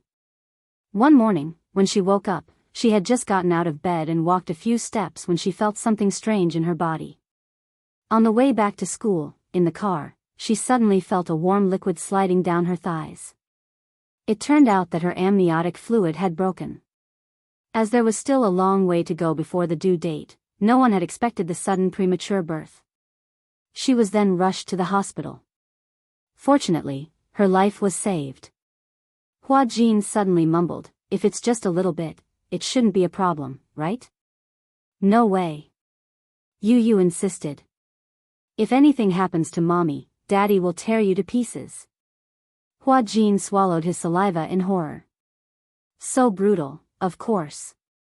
His sister is his life. With her around, we'll lose our status. As he spoke, Yu and Xiao Yichen hugged each other and cried. Xiao Yichen, I suddenly feel so sad. Yun Shishir was speechless. When did these two little guys become so dramatic? Yun Shishir argued with the three of them for a long time, but it was all in vain. However, this stubbornness didn't diminish at all. Especially at night, when she was forced to lie in bed and cover herself with a thin blanket. Because a certain man solemnly said that pregnant women shouldn't be exposed to too much air conditioning and that it wasn't the dog days of summer yet, Mu Yaja only turned the air conditioner fan on. She begged him to turn it on, and he finally turned it to 29 degrees. 29 degrees? Wasn't that the same as not turning it on? Because of the stuffy heat in the house, she missed the sweet and frosty taste of ice cream. Hence, for some reason, she got out of bed and tiptoed to the man's room. Pushing open the door, she made her way to his bed. Pa, a hand covered Hua Jin's face. Hua Jin was sleeping soundly. In his dream, a terrifying hand suddenly reached out towards him and touched his face. He was startled awake from his dream and saw Yun Shishir sitting by his bedside, softly calling out to him, Hua Jin, wake up. What's wrong? Hua Jin immediately sat up nervously and looked at her worriedly. Are you not feeling well? I really want to eat ice cream. Hua Jin, can you take me to eat ice cream? Hua Jin, he looked at her with a puzzled expression. He really didn't know what kind of obsession made her come all the way to his room in the middle of the night to beg him to take her to eat ice cream. His room was quite a distance away from hers, and there was even a staircase. It must have taken her a lot of effort to find her way here. Is it necessary? Hua Jin was about to cry from laughing. Do you really want to eat ice cream that much? Yes, yes. Whenever I hear about ice cream, I salivate. Chapter 2968. Hua Jin, if you can't even fulfill such a small request, I'm going to be depressed. Hua Jin looked at her with heartache. Perhaps, in the eyes of others, such a request was too pretentious. But to him, he could understand it very well. When other people were pregnant, at least their eyes were useful. Even if they had a strong desire for something, they could still do other things to distract themselves. But she couldn't. She couldn't do anything. She couldn't do anything. She could draw, embroider, read, watch television, surf the internet, play games. She even needed someone to support her when she took a walk. It was extremely boring. Probably not many people could tolerate it. Or perhaps, if it were someone else, they would probably be diagnosed with depression. Hua Jin hesitated for a moment. Suddenly, he reached for his cell phone and said, "Wait a minute." "Huh? What are you doing?" she asked curiously. Hua Jin didn't answer immediately.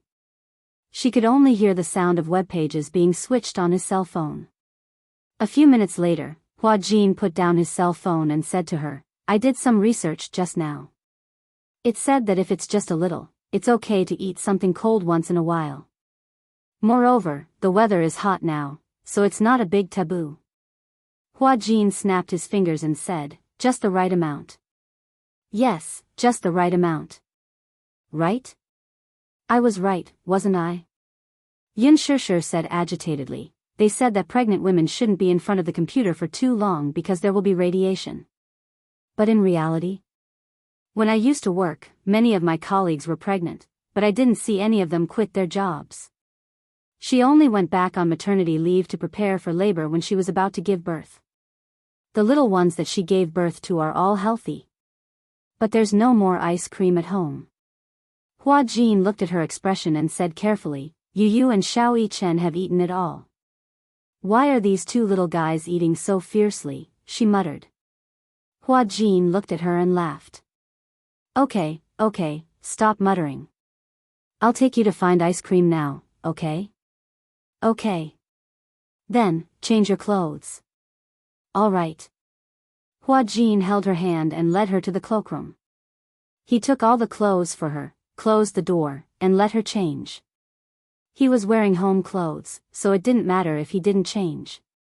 After Yun Shishir changed her clothes, Hua Jin secretly stole a key and led her to the garage. He helped her into the front passenger seat, then sat in the car and started the car. "It's already 12:00. I'm afraid there aren't any ice cream shops open. It doesn't matter if it's not Häagen-Dazs." Hua Jin held the steering wheel and thought for a while. Suddenly, his eyes lit up. "I know a place." "Where?" "The biggest night market in Jing and district. There are also many midnight snacks there. Now that the weather is so hot, every shop will start to sell Baxi ice cream boxes." 8. Yun Shishir's mouth watered even more. "Baxi is delicious too." "All right. Greedy little cat. I'll take you there." Hua Jin stepped on the accelerator and the car slowly drove out of the garage. He was so focused on talking to Yun Shishir that he forgot to look in the rearview mirror. After he drove out of the garage, a luxury car parked at the entrance slowly followed behind. Chapter 2969. Hence, the two of them started to chat leisurely. Yun Shishir asked, "Have you been busy with work recently?" Hua Jin replied, "I'm not busy. I've taken on a lot of commercials recently. It might have something to do with Lethal Beauty's high viewership ratings." Yun Shishir was surprised. "Lethal Beauty has been very popular recently?" Hua Jin nodded. "Yeah, after your character died, the viewership ratings shot up." Yun Shishir was speechless. Hua Jin said, "After all, the villain is dead, and the audience's passion for watching shows has been revived. Because of Lethal Beauty's good viewership ratings, I've taken on a lot of commercials. One of the biggest sources of income for a celebrity was advertisements. It was the most important component. Usually, a celebrity's income came from filming movies and TV dramas. With Hua Jin's status, he would get 1 million for filming an episode. After the company's share, he would get 600,000 after tax. In other words, there were 60 episodes of Lethal Beauty, and Hua Jin had a net profit of 36 million. That was a very eye-catching figure. In the entertainment industry, this income was something that many people could only look up to. But this was only a part of the income. Usually, other than acting, each person could film an average of 2 TV dramas and 1 movie in a year. In addition to various variety shows and stage performances, the remuneration from filming commercials still accounted for the majority of the income. The filming period for commercials was usually a few days, and in these few days, they could earn a few million. It could be said that it was easy and simple. Hua Jin had more than 10 endorsements, big and small, from high-end cosmetics to luxury brands, to mobile phones, home appliances, snacks, drinks, shampoo. The advertising economy depended on whether the fans' purchasing power was strong. Hua Jin's fans were especially crazy. Basically, if they got him to endorse, they would definitely make a profit. Hence, it was no wonder that he was feeling so refreshed recently. How could he not be happy about taking on so many commercials? Your popularity has been soaring recently. After all, the male lead role played by Hua Jin was really too likable. Introverted, steady, and expressive from the beginning to the end. With the popularity of the TV series, his popularity would definitely rise. My net worth has also increased by many times. Qin Zhou said that it's rising faster than the stock market. Ha ha ha. The car drove to the night market. After parking the car, Hua Jin held Yun Shusher's hand and searched along the way. Finally, they found a barbecue restaurant that sold baxi. Shusher, you sit here for a while, I'll buy you baxi. Yun Shusher sat down obediently, looking forward to Hua Jin buying her beloved baxi. 3 minutes later, Hua Jin bought 2 servings of baxi, one with strawberry flavor and the other with chocolate flavor. He walked over with a smile on his face, handed her the box of strawberry flavor ice cream, and opened it for her. Here. Spoon. He handed over a spoon, but just as he sat down, he suddenly sensed a cold aura beside him. He couldn't help but shiver. He raised his head and his gaze fell on the man standing behind Yun Shusher. He immediately sucked in a breath of cold air. His eyes widened as if he had seen a ghost. Yun Shusher heard him suck in a breath of cold air and was also shocked. Her hand that was holding the spoon suddenly froze. She asked nervously, Hua Jin, what's the matter? Sister. Sister. He stammered for a while, incoherent. He was obviously scared out of his wits. This made her nervous too. I'm here. Why are you calling me? Chapter 2970. Brother-in-law. Yun Shusher was stunned when she heard the word brother-in-law. Brother-in-law? For a moment, her mind was racing. Hua Jin's brother-in-law, isn't he? Yun Shusher froze and turned her head mechanically. Even though she couldn't see clearly, she could see a tall figure in her hazy vision. He was tall and seemed to be dressed in black casual clothes. She couldn't see his face clearly, but his imposing aura and Mu Yaja's unique aura made her realize she had been caught red-handed. Why did he follow them here? Yun Shusher's face was especially stiff. Hua Jin, on the other hand, gulped nervously and laughed. Brother-in-law, why are you here? He smiled ingratiatingly while cursing silently. How did he find his way here? Could it be that they had a GPS tracker on them? When Hua Jin was making up a story, Mu Yaja smirked. You don't have a GPS tracker on you. Then did you send a private investigator to follow us? Hua Jin blurted out. However, he covered his mouth the next second and looked at him awkwardly. He actually blurted it out. Wait a minute. How did he know what he was making up in his mind? Could it be his brother-in-law had a superpower like mind reading? Hua Jin's imagination was running wild. Mu Yaja continued, I don't have mind reading abilities either. Hua Jin felt even more awkward. He fidgeted and asked, then how do you know what I'm thinking? What you're thinking is written all over your face. Mu Yaja paused for a moment. His gaze fell on the ice cream in his and Yun Shusher's hands, and his gaze became even colder. Eating ice cream in the middle of the night? Mu Yaja's gaze revealed a hint of danger. He scrutinized him again. His cold and unpredictable gaze was really chilling. Hua Jin felt his hair stand on end under his stare.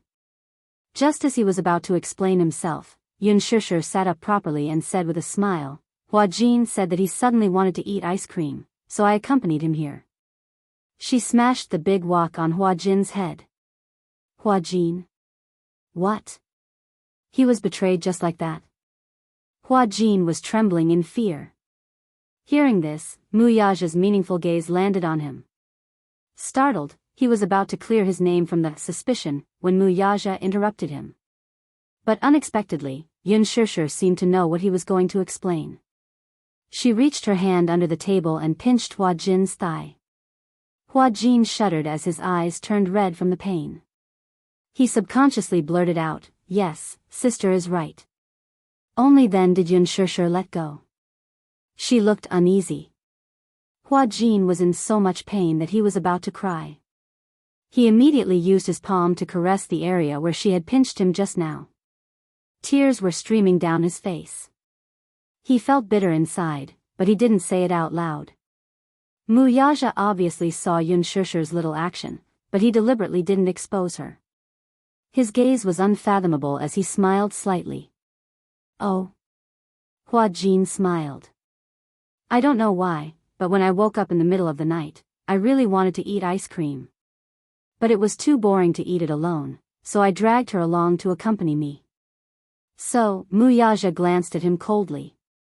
"You're pregnant too?" The atmosphere was awkward. What was he most afraid of? He was most afraid of the sudden silence in the air. Hua Jin sat up uneasily. He touched his belly and laughed dryly. "Maybe?"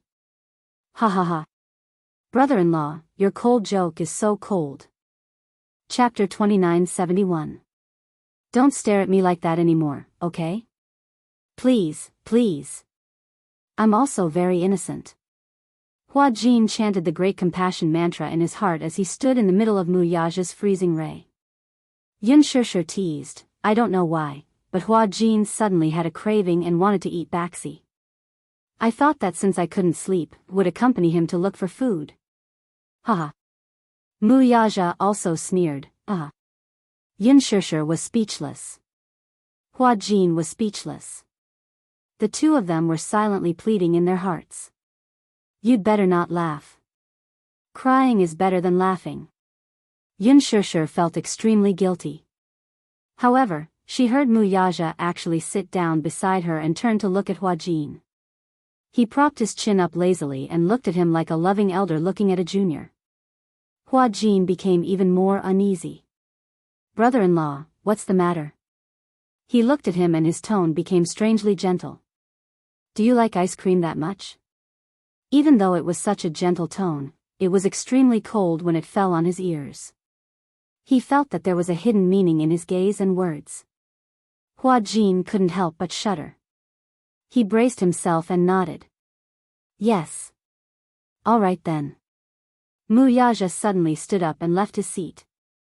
Hua Jin didn't care where he was going or what he was going to do. He nervously grabbed Yun Shishir's sleeve and asked with a sad face, "Sister, I don't want to be the scapegoat. Brother-in-law is so cruel. Who knows how he'll teach me a lesson? He won't go to get a whip to whip me, right? That can't be. He won't do anything to you in public." Yun Shishir was also very nervous. She paused and quickly comforted him, saying, "Don't worry, your brother-in-law is very gentle. He won't scold you or hit you. If he dares to hit you, I'll definitely stand in front of you." "Really?" Hua Jin was skeptical when he heard footsteps behind him. He turned around doubtfully and saw Muyaja holding 2 large buckets of baxi in his hands. He walked to his side and placed them in front of him. "I'll treat you." Hua Jin froze. These 2 large boxes of 8 happiness contained 5 small boxes of 8 happiness. As Hua Jin stared blankly, Muyaja sat across from him and looked at him calmly. "Let's eat. We'll buy more if it's not enough." "It's my treat." Hua Jin showed a reluctant expression. "That's not good, is it?" Yun Shishir couldn't see, but she could hear Hua Jin's voice. It sounded like he was about to cry. "Didn't you say you wanted to eat?" Muyaja smiled deeply. "If you don't eat," Hua Jin looked at him eagerly. Muyaja's voice turned cold. "If you don't eat, don't blame me for being rude." Yun Shishir just sat by the side in a dignified manner. But what she didn't see was that Muyaja was sitting opposite Hua Jin, holding a bucket of baxi in one hand and a spoon in the other. He was tirelessly feeding large chunks of ice cream to Hua Jin. Hua Jin didn't dare to resist. Thinking of his threat, he felt that he should eat up baxi. Hence, he braced himself and took mouthful after mouthful of ice cream. Even though the weather was hot, his teeth were still chattering from the cold after one bucket. Muyaja opened another bucket casually and sent a mouthful of ice cream to his mouth. He ordered calmly, "Eat." Woo! The corners of Hua Jin's eyes were twitching. After taking a mouthful, he felt unwell. Chapter 2972. Come, open your mouth. Muyaja raised the spoon. Brother-in-law, can I take it away if I can't finish it? He glanced at the ice cream in his hand and burped. His smile was uglier than his crying face. I'm almost full. Muyaja replied nonchalantly, if you can't finish it, then you'll have to bear the consequences. Hua Jin frowned. He wanted to cry but had no tears. Bear the consequences? What kind of bear the consequences? Muyaja replied proudly, humph. What do you think? Okay, I'll eat it. Hua Jin looked like he was ready to die. How did it feel to finish 2 buckets and 2 boxes of 8 joys? One word to describe it, torture. After Hua Jin got into the car, he looked ahead. Muyaja had packed Yun Shishir into his personal car. He watched as he carefully buckled Yun Shishir's seatbelt, got into the driver's seat, started the car, and drove off. He couldn't take it anymore. He held his stomach and his face turned green. What the hell was this? This man was the #1 wife slave. This couple was really something. Instead of sleeping, they came to torment him in the middle of the night. In the end, why was he the one who got hurt? He was so innocent. In the car, Yun Shishir nervously clutched her seatbelt as she gulped in trepidation. Hubby, Muyaja raised his eyebrows. What did you do to Hua Jin just now? Yun Shishir asked worriedly. He sounded like he was in pain. How much ice cream did you feed him? Muyaja replied, all of it. Yun Shishir asked, how much was all of it? Muyaja replied, 2 buckets and 2 boxes. Yun Shishir shuddered. Just thinking about the feeling of eating so much ice cream didn't feel good, right? Suddenly, her obsession with ice cream was not as deep as before. She even felt a little nauseous. If she vomited, Muyaja's goal would be achieved. He asked, do you still want ice cream? Yun Shishir hurriedly shook her head. I don't want to anymore. == B Muyaja suddenly reached out to hold her hand and intertwined his fingers with hers. Yun Shishir's heart warmed, and she held his hand. Perhaps it was because he had been holding the ice cream bucket for a long time, but his hands were slightly cold. He didn't say anything, but from this small detail, she immediately understood his unease and heartache. He was such an introverted man who kept everything in his heart. Perhaps he cared too much about it. If you care too much, you will always be afraid of losing it. Therefore, his caution was only to better protect her. I'll be good in the future, Yun Shishir said in a low voice. Yes, good girl. But, Yun Shishir changed the topic. You fed him so much ice cream. Will anything happen to him? Muyaja was speechless. Yun Shishir said anxiously, he'll definitely have diarrhea, right? In the bathroom. When Hua Jin walked out, he was about to collapse. He dragged his long, numb legs out and supported himself against the wall. When he walked into the living room, the sky was already bright. In the living room, Muyaja walked out of the dining room and poured a cup of warm water for him. Drink it.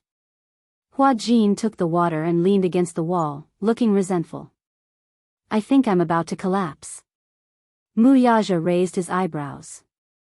Diarrhea? Yes, a little.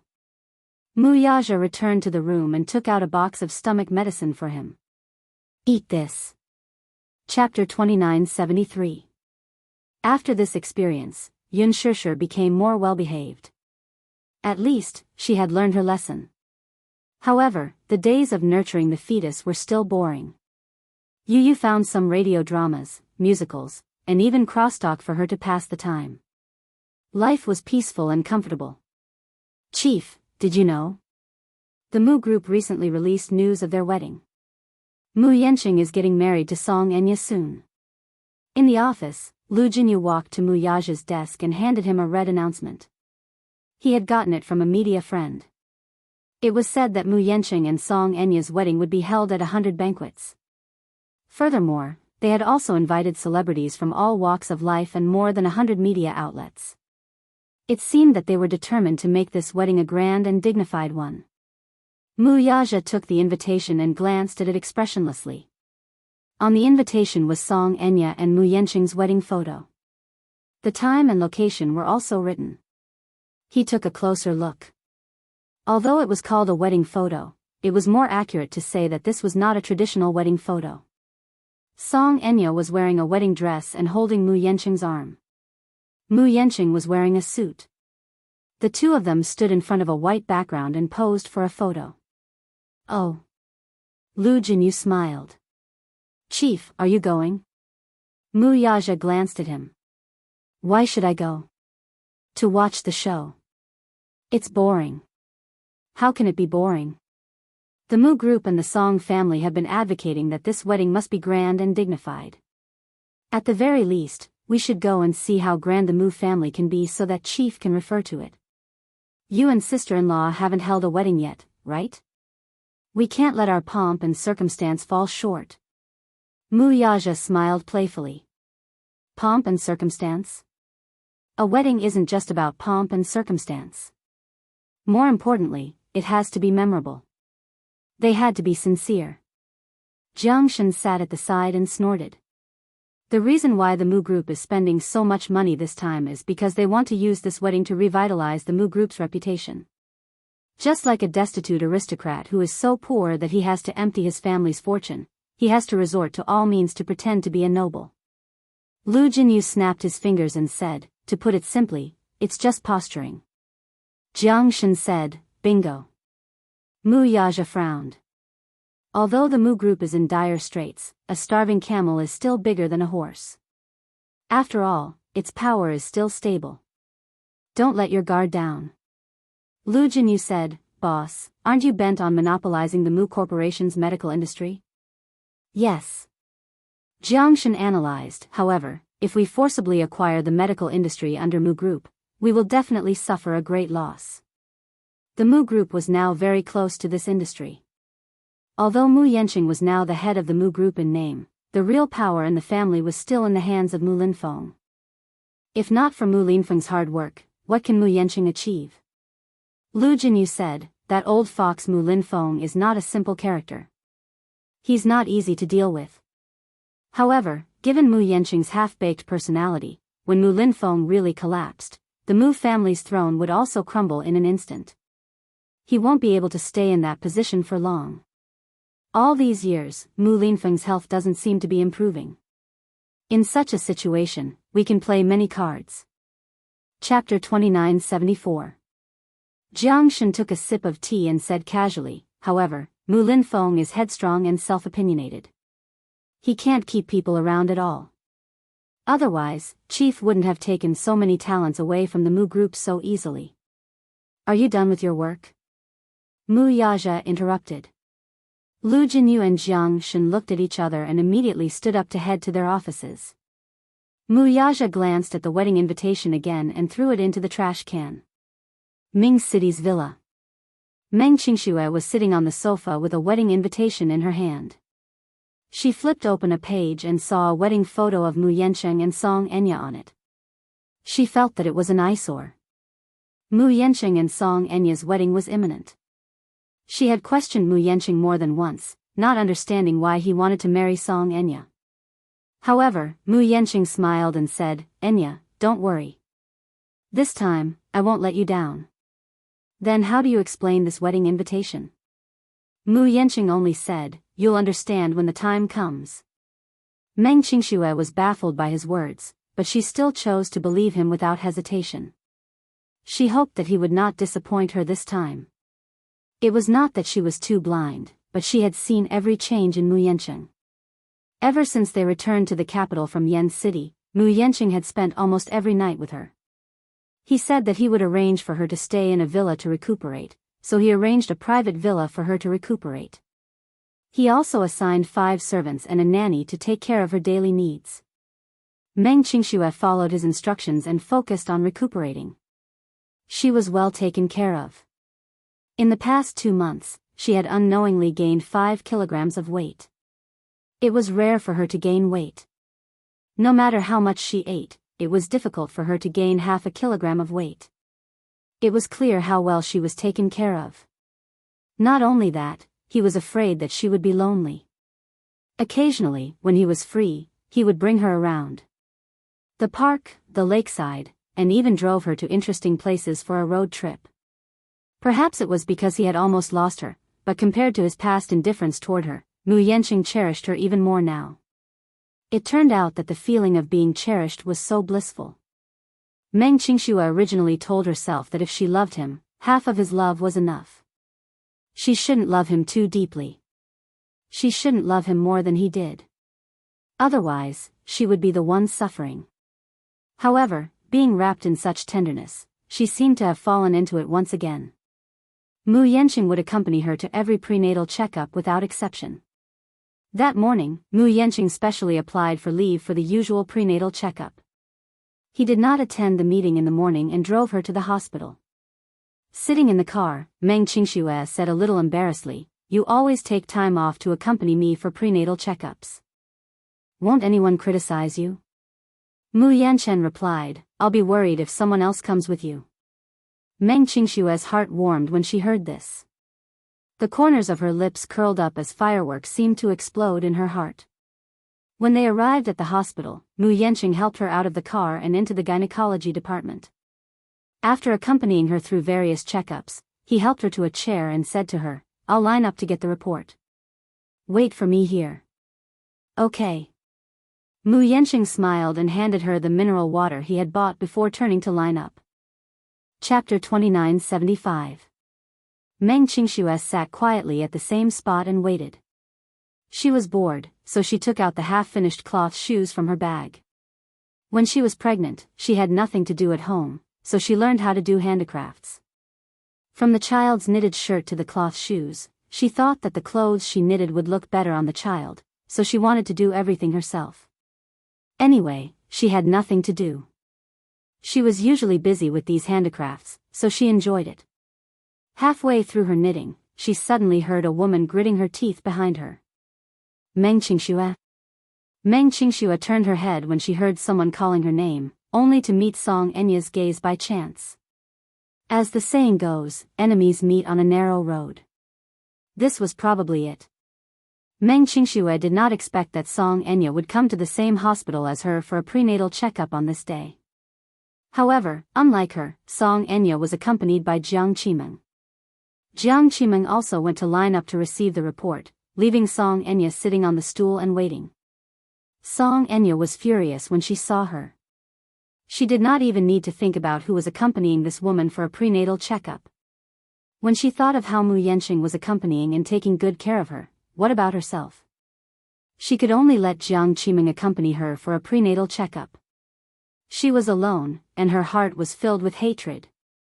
She stood up at once and walked up to Meng Qingxue. Her vicious gaze landed on her slightly bulging belly and she narrowed her eyes. It was said that this woman was also 5 months pregnant. Ever since Meng Qingxue returned to the capital, she had thought of ways to look for her. The hateful thing was that Mu Yanqing had protected her very well.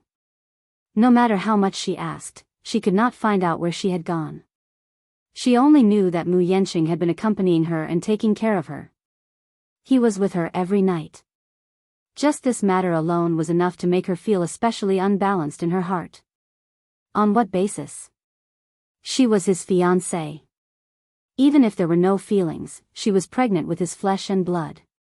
As a father, shouldn't he ask about her and show some concern? Song Enya felt bitter in her heart. When Meng Qingxue saw her, her heart skipped a beat, and a contemptuous expression appeared on her face. "So it's you?" She smiled arrogantly and coldly. "Are you here for a prenatal checkup too?" "Meng Qingxue, how dare you say that?" Song Enya did not bother to hide her anger as she pointed a finger at her. "Are you feeling smug? You feel a sense of accomplishment for interfering in someone else's marriage, don't you? Meng Qingxue was stunned. Song Enya's loud voice attracted the attention of the people around her. The people who came here were all pregnant women who came for a prenatal checkup. As soon as they heard this sentence, everyone's curiosity was suddenly gathered. Everyone looked in their direction, only to see two people, one standing and one sitting, angrily confronting each other. Meng Qingxue sneered. I don't know what you're talking about. You don't know what I'm talking about? Song Enya paused. Has Mu Yanqing been with you for the past 2 months? Meng Qingxue retorted, what does that have to do with you? I'm his wife. What do you think it has to do with me? Chapter 2976. When the crowd heard this, they immediately understood what was going on. It turned out that this indignant woman was the first wife, and this pitiful and innocent woman sitting in the seat was the mistress? How long has it been since I last saw my husband? When I was pregnant, as my husband, he didn't stay by my side to take care of me. Instead, he stayed by his mistress' side day and night, taking care of her and loving her. What am I to him? Meng Qingxue was startled. She looked around and saw that the people around her were looking at her, pointing at her and gossiping about her. Tisk, tsk, tsk. Mistresses nowadays are really too arrogant. This first wife is really pitiful. She's pregnant, but he's not by her side to take care of her. Is the mistress pregnant too? Look at her. If she's not pregnant, why would she be here?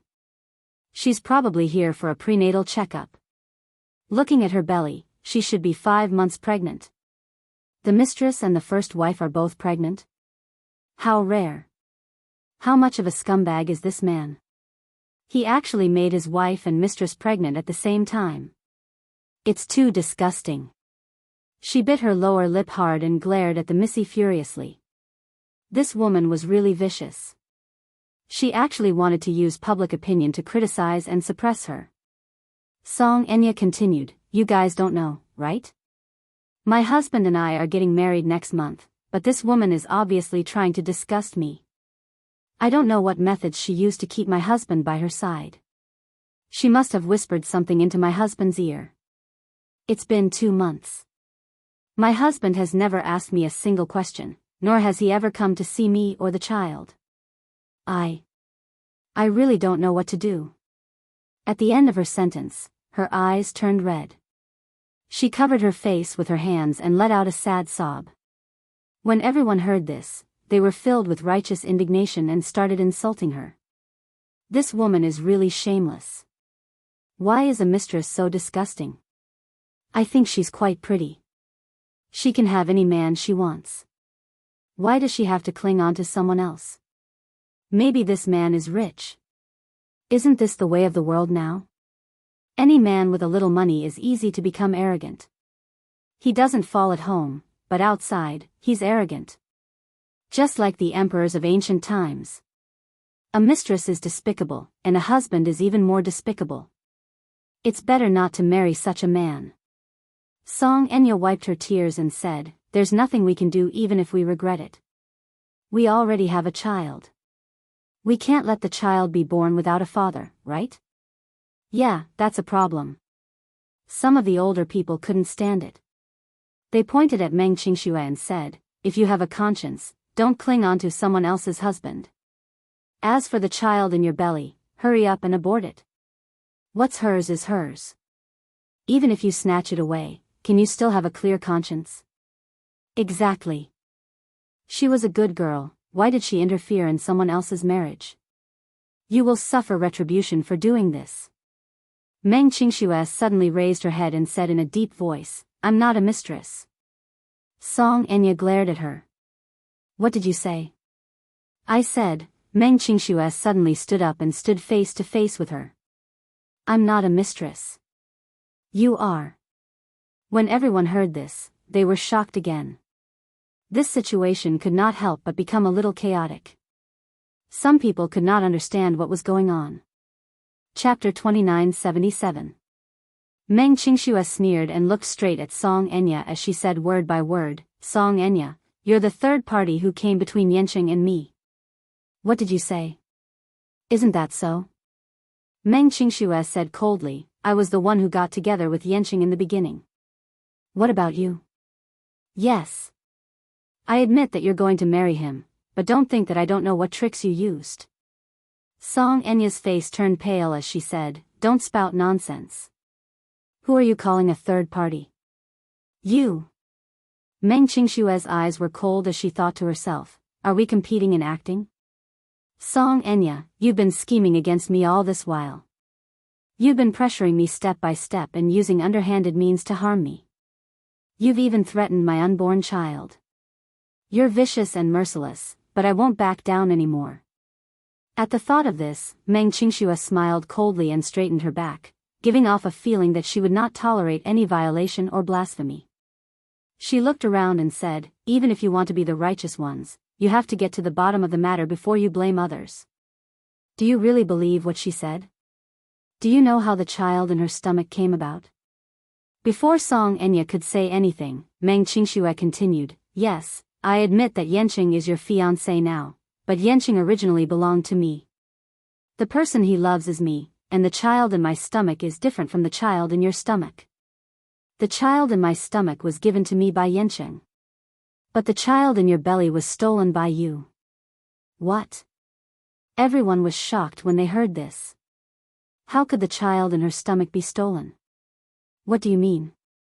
How could the child be stolen? I don't understand. Song Enya immediately understood what she was going to say. She was so angry that her entire body trembled. Shut up. Why? Miss Song, are you feeling guilty now? Don't you want everyone to be the judge for you? Why don't you tell us how the child in your stomach came about? So that everyone can judge who is right and who is wrong. Shut up. Song Enya barked. Meng Qingxue smiled, but did not take her warning seriously. She turned around and said to everyone, you don't know, right?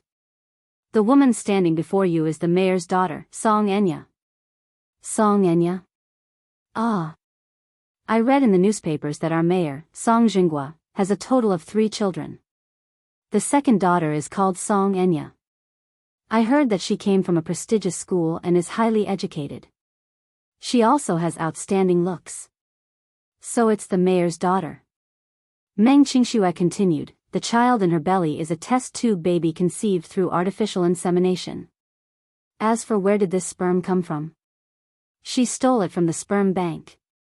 As soon as he finished speaking, the crowd went into an uproar. Stolen? How is that possible? Meng Qingxue said coldly, it's indeed hard to believe. She comes from a prestigious family and is the mayor's woman. She's talented and beautiful. Why would she do such a despicable thing? Song Enya screamed hysterically at her, B*TCH, I told you to shut up. Didn't you hear me? With that, she pounced on Meng Qingxue and reached out to grab her hair. Meng Qingxue took a step back and protected her stomach. She raised her hand and slapped her hand away. Chapter 2978. The scene instantly turned chaotic. Perhaps Song Enya had been greatly agitated by her words, so much so that her eyes were bloodshot as she scratched and hit her. Meng Qingxue was not to be trifled with either. Perhaps out of maternal instinct, she covered her stomach with one hand and grabbed Song Enya's hair with the other, pulling it fiercely. The two of them fought. The surrounding passers-by watched in fear, but most of them were just there to watch the show. Many of them were pregnant. Seeing such a scene, who would dare to come forward to mediate? Jiang Qimeng returned with the report and saw that there was a fight in the seats. When she took a closer look, she saw that one of them was Song Enya. She was so frightened that she threw the report in her hand and rushed forward. Stop fighting. Stop fighting. Jiang Qimeng finally separated the two of them. She pulled Song Enya aside and asked anxiously, is anything wrong? Mom. Don't stop me. I want to teach this little B*TCH a lesson. As Song Enya spoke, she wanted to rush forward again. Afraid that she would hurt herself, Jiang Qimeng pulled her back and reprimanded her. What are you doing? Think about it, you're already 5 months pregnant. It's not like before. Even if you don't think for yourself, you should think for the child in your stomach. How can you be so willful? Song Enya turned her head and stretched out her hand with a ferocious expression. With reddened eyes, she pointed at Meng Qingxue, who was standing 2 meters away with a guarded look on her face. She cried, "Mom! She's Meng Qingxue. She's that B***tch. For the past 2 months, Mu Yanqing hasn't cared about me and has always been by her side. How can I not be angry?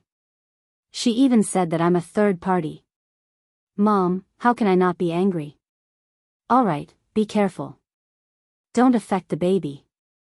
She was busy calming her emotions when she suddenly reacted and glared at her in surprise. "What did you say? She's that Meng Qingxue?"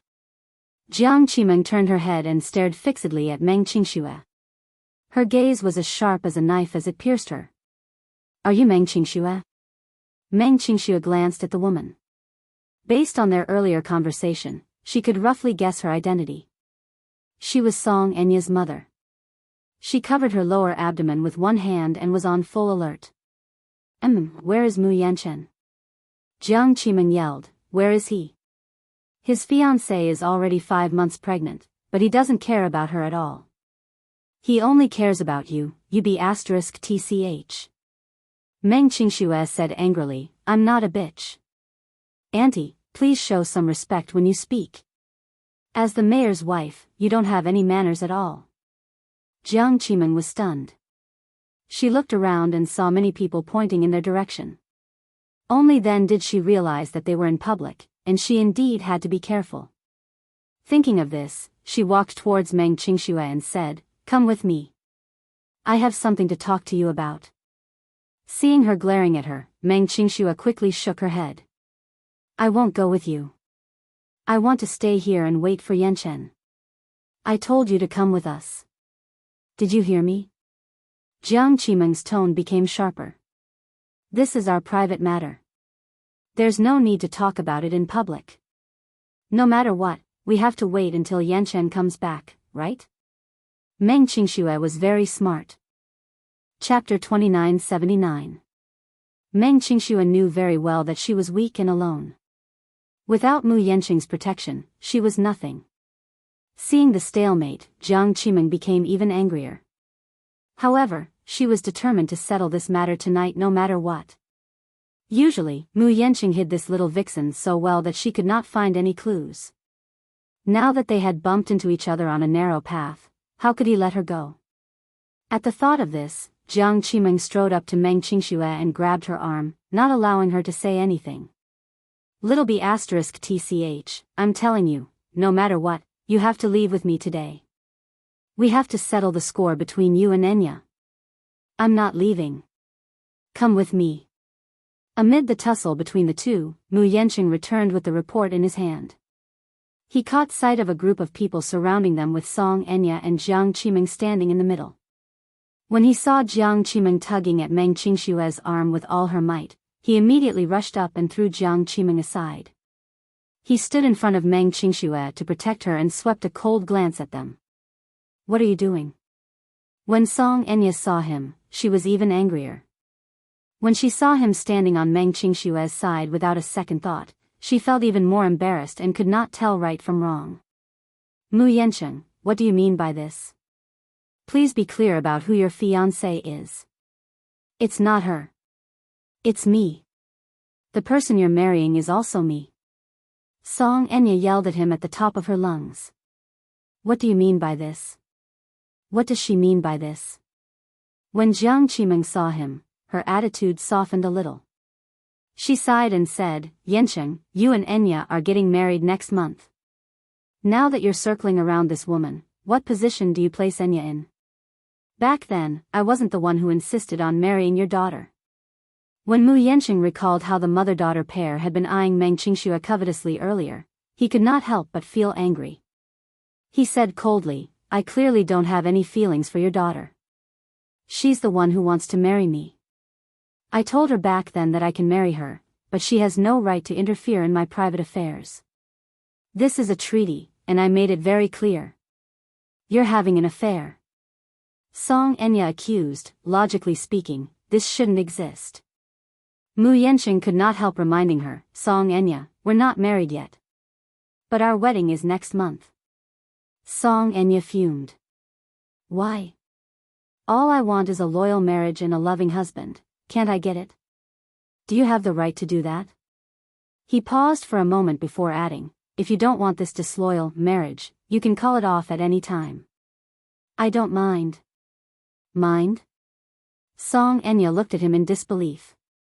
She could not believe that he would say such a thing.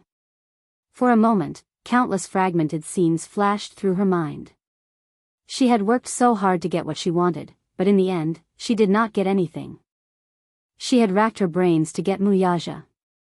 She did not hesitate to go through extreme pain and bear all the humiliation to get pregnant with Muyaja's child so that she could marry him. In the end, she realized that she was the one who was being played. Chapter 2980. In the end, what happened? Yun Shishir, whom she hated the most, was now being doted on by Muyaja. She was as blissful as she could be. A while ago, a media reporter reported that Yun Shishir had lost her eyesight due to that accident. Her eyes were injured and she was now recuperating at home. It was also said that because of Gu Xing's incident, Yun Shishir was depressed and had no appetite. She almost lost the child in her stomach. However, she saw the paparazzi secretly taking photos of Yun Shishir wearing a mask and accompanied by Mu Yaja to the hospital for a prenatal checkup. She was all smiles the entire time. When Mu Yaja looked at her, even though the pixels of the photos were blurry, she could still feel his doting behavior, as if he was protecting a child. She hated it. Why did some people get happiness so easily, but what about her? Thinking about Yun Shishir, Meng Qingxue, and herself, Song Enya's heart suddenly turned cold and she felt so pitiful. She clenched her fists and suddenly walked toward Meng Qingxue. Grabbing her hand, she asked Mu Yenqing, why do you like such a woman? What are you doing? Mu Yenqing tried to block her hand, but Song Enya pushed him away abruptly. Looking at Meng Qingxue with a ferocious expression, she said arrogantly, I don't know where this little wild model came from. In terms of family background, and looks, how can such a lowlife compare to her? How am I inferior to her? Why are you protecting her like this? Don't you know? Your second uncle will never let her step into the Mu family's door. Mu Yenqing was taken aback by her words. Don't tell me you've forgotten why your second brother was chased out of the Mu family? Song Enya's eyes were red as she gritted her teeth and said, it's because he insisted on being with Yun Shishir. But your second uncle is proud and arrogant. The Mu family's threshold is so high that it's not something that a slut of unknown origin can step into. If you insist on keeping this trash, have you not thought about the consequences? She paused for a moment before continuing, your second brother loves beauties so much that he's willing to give up the Mu family's empire. But he was different. He was capable and had a business mind. Even if he left the Mu family, he would still be able to make a name for himself. Now that he had established the Xingyu financial group, he could still maintain his glory. What about you, Mu Yenqing? Don't forget what you relied on to become the head of the Mu Jia. Ask yourself, if you leave the Mu family, what are you? You're nothing. Mu Yenqing's face paled as he was agitated by her attack. But what she said was the truth. If he left the Mu family, he would have nothing. He's not like Mu Yaja. Mu Yaja had a genius business mind since he was young. Even when he was still the CEO of the Mu Group, although he was controlled by Mu Linfeng on the surface, who was Mu Linfeng? It was not an exaggeration to describe him as a sly old fox. He actually managed to empty more than half of the Mu Group behind Mu Linfeng's back. Although it was said that he was chased out of the family, this was only the Mu family's side of the story. What was the truth? He left in a carefree manner and became the chairman and CEO of the Xingyu Financial Group in a grand manner. He was still a glorious legend. As for him, Mu Linfeng would not let Meng Qingxue step into the Mu family. Chapter 2981. Although he was the head of the family, the real power was still in the hands of Mu Linfeng. What Mu Linfeng wanted was only a puppet and a facade. His current extravagant lifestyle was being held down humbly by the Mu family. If he left the Mu family, he would really have nothing. Don't you want to think about it properly? Song Enya pointed at Meng Qingxue and questioned him. For such a woman, is it really worth it to follow Mu Yaja's example and give up the position of the Mu family head? Mu Yanqing glanced at Meng Qingxue. He could not be chased out of the Mu group. He wanted to give Meng Qingxue and the child in her womb the best life possible. However, all of this was given to him by the Mu group. Once he left the Mu group, he would have nothing. Meng Qingxue looked at him anxiously. As if she could see through his struggle, she smiled and said, Yanqing, don't listen to her. Even if you leave the Mu group, you won't have nothing. Don't you still have me? And the child in my womb? How can you have nothing? Song Enya rebuked angrily, shut up. You're the one who should shut up. Meng Qingxue yelled at her before turning to Mu Yanqing. Yanqing, don't you understand me? I know that you want to give me the best life possible. However, everyone has a different definition of happiness. Some women want to live in a big villa and have a bodyguard around them 24/7. However, I only want you. You're enough. Even if you really have nothing, it's fine. After a pause, she choked and said, on the contrary, I feel that if you really have nothing, I can protect and love you with more peace of mind. That's because I don't have to care about what others think, and I don't have to be suspected of having ulterior motives for loving you. I love you, but I only love you as a person. Nothing else is important. Io, that's so touching. Do you really think that Yanqing will give up the Mu group for you? Song Enya pinched her chin and said aggressively, don't you know how long he's been coveting everything he's gotten today? Don't you know? How long had he yearned for this day? Now that he has obtained everything, do you really think he will be willing to give it up again? What a joke. You? After a pause, she added, it's easy for you to say that, but don't you know that a poor couple has many sorrows? What Mu Yanqing wanted had always been obvious, so he would naturally make the right choice. It's not your turn to fan the flames here. Song Enya. Meng Qingxue glared at her and suddenly sneered. I heard that in order to get pregnant with Mu Yaja's child, you did not hesitate to undergo artificial insemination. However, you didn't expect that Mu Yaja would swap your semen for Yanqing's. By a freak combination of factors, you got pregnant with Yanqing's child. So, is this what you want as well? Song Enya's face turned ugly. Shut up. Her gaze suddenly landed on Meng Qingxue's stomach. A cruel glint flashed across her eyes as she curled the corners of her lips into a bloodthirsty smile. Do you think that with the child in your stomach, you can become a mother because of the child? You're delusional. I'd like to see how you're going to strut around in front of me if you don't have this child. As she said that, she suddenly stretched out her hand and grabbed at her stomach. No. Chapter 2982. Meng Qingxue was so frightened that her face turned pale. She hurriedly retreated, but Song Enya pounced on her like a madwoman and wrestled with her again. She wanted to destroy this child. When that time came, let's see how a fallen woman like Meng Qingxue could stir up trouble. Mu Yanqing finally reacted. Without thinking, he rushed over and separated the two people who were wrestling. He stood in front of Meng Qingxue and pointed at Song Enya. He said sternly, Song Enya, are you a shrew? I've already warned you time and time again that you shouldn't pester me endlessly without knowing what's right or wrong. Otherwise, don't blame me for being rude. Shrew? Are you calling me a shrew? Song Enya widened her eyes in shock. She could not believe that he would say that about her. Shrew. No one had ever described her like that since she was a child. If you dare to touch a single strand of Qingxue's hair, I won't let you off. Mu Yanqing's next words thoroughly infuriated Song Enya. She nodded. Her eyes were sharp as she said in a trembling voice, all right. Mu Yanqing, you're amazing. You're really amazing. I'd like to see what you can do to me if I get rid of this B** starred in this woman's stomach. With that, she rushed hysterically toward Meng Qingxue and pushed Mu Yanqing with all her might. Her eyes were bloodshot.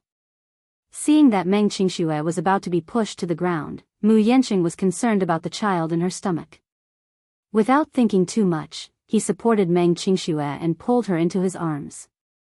With his other hand, he pushed Song Enya protectively.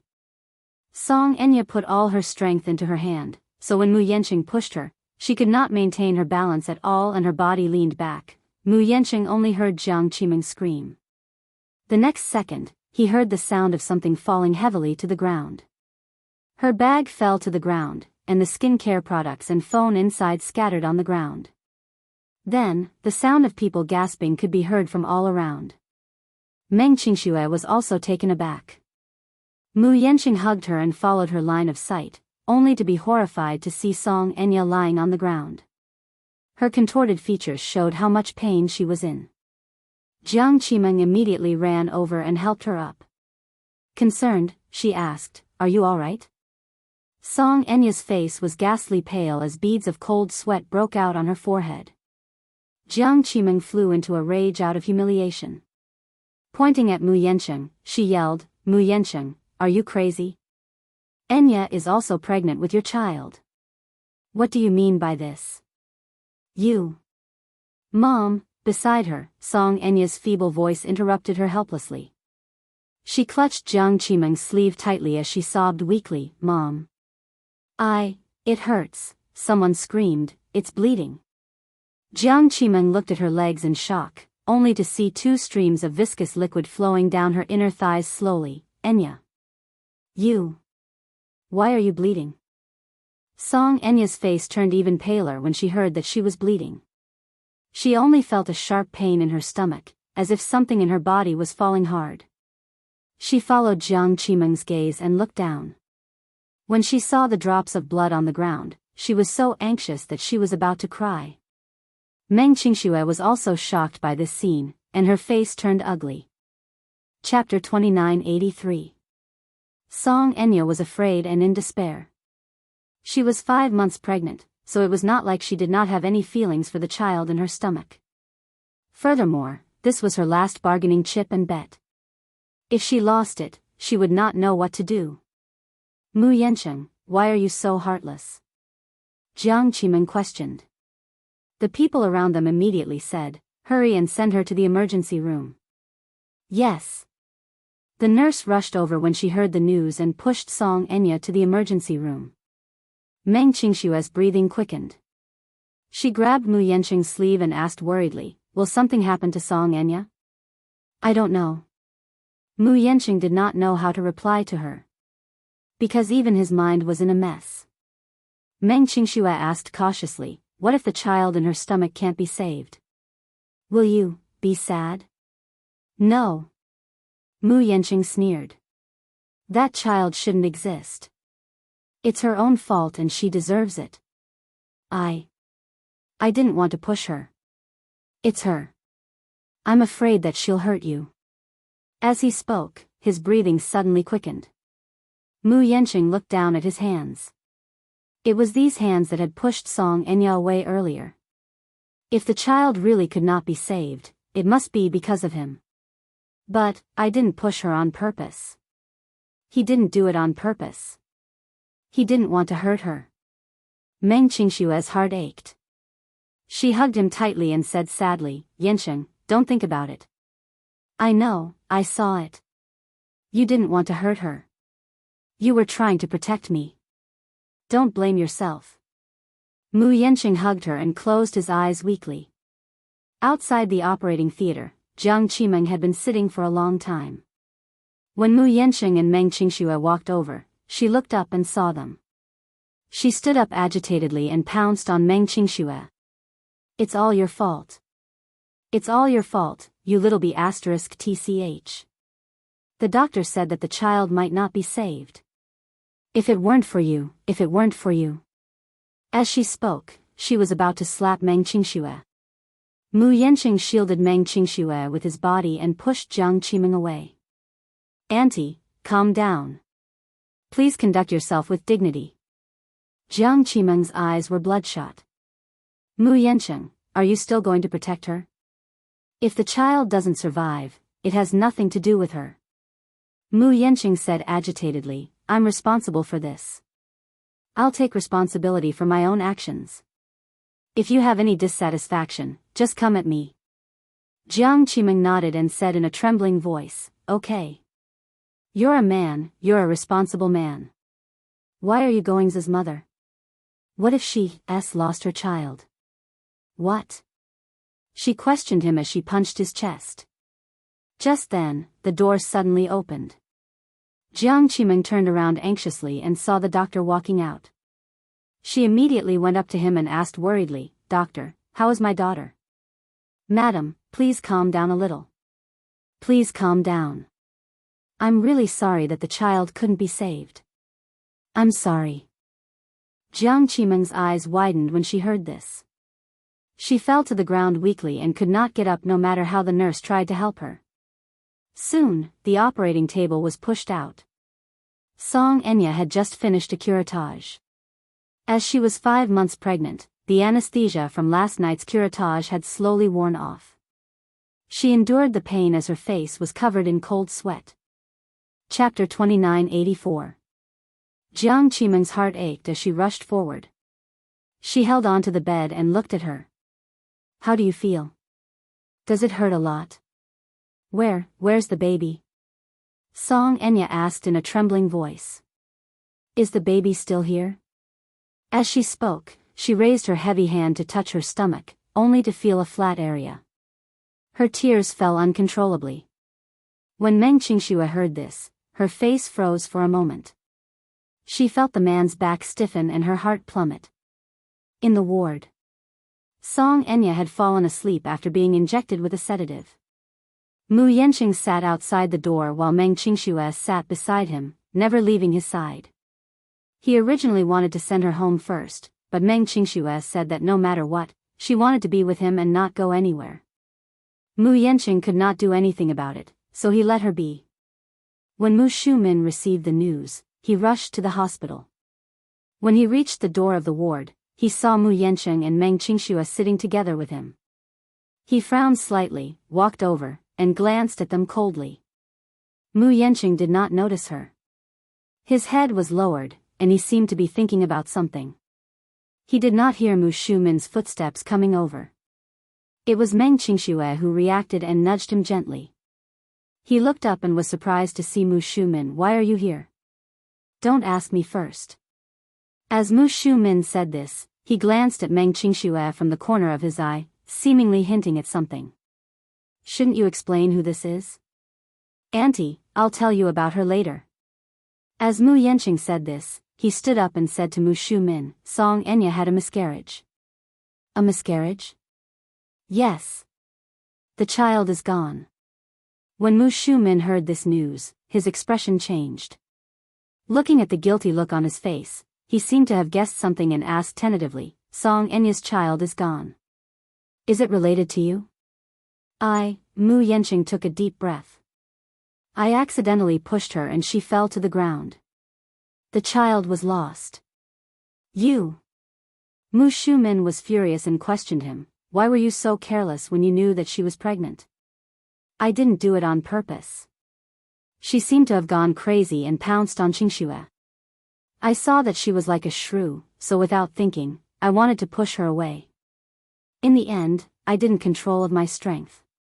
In the end, it's all because of this woman, right? Yes. You. Meng Qingxue. Mu Yanqing said unhappily, don't spout nonsense. Mu Shumin interrupted him again and warned coldly, don't forget how you became the head of the family. Mu Yanqing fell silent and his face turned ashen. Don't tell me you want to imitate your second brother and have a second Yun Shishir. Then, learn from him and hand over the position of the family head to someone else? Chapter 2985. Auntie, if it's an unnecessary explanation, I don't want to hear it. Mu Shumin was obviously infuriated by him. When she received a call saying that something had happened to Song Enya, she immediately rushed to the hospital. On the way there, she found out that it was this troublesome nephew of hers who had caused Song Enya's miscarriage. She was even more baffled. Why did such a thing happen all of a sudden? Back then, Mu Yanqing had promised her that in order to become the head of the Mu family, he had analyzed the pros and cons clearly. Mu Shumin had also made a pact with him. This concubine could be married into the family, but he had to mediate the relationship between the concubine and the main wife. But he, on the other hand, had caused such a foul atmosphere. Once she arrived at the hospital and saw Meng Qingxue, she roughly figured out what was going on from the beginning to the end. Mu Shumin was afraid that if Mu Yanqing were to emulate Mu Yaja and choose a woman over the family, then all her efforts would go down the drain. Yanqing, I'll say the ugly things first. Meng Qingxue can be a concubine, but if she breaks the rules of the Mu group, you know what I'm capable of. Don't blame me for not warning you earlier. Mu Shumin's words were harsher. Mu Yanqing glanced at Meng Qingxue and then at Mu Shumin before slowly nodding his head. Only then was Mu Shumin satisfied and entered the ward. Meng Qingxue kept her head lowered and remained silent. Her mind kept replaying Mu Shumin's words. She had a feeling that this woman's methods were extremely ruthless. She could not help but worry. It was not easy for her to win Mu Yanqing's heart. Would he waver again because of Mu Shumin's words? Mu Shumin walked into the ward, straightened her face, and walked to the bed with a worried look. Is that La Senya all right? When Jiang Qimeng saw her, she finally had a place to vent her grievances, so she cried and complained to her. She recounted everything that had happened. Jiang Qimeng cried and complained, our Enya is from a prestigious family, after all. Is it wrong for Yanqing to marry our Enya? But he's great. Enya hasn't married into the family yet, and he already can't wait to get a mistress. It's not that the Songs don't know the rules of the Mu group, but a concubine should at least wait until Enya is married, right? She hasn't married into the family yet, aunts, and she's already here. What will happen after she's married? Then wouldn't little 4 and little 5 have to stand in a row? Mu Shumin, you're right. Is there any reason?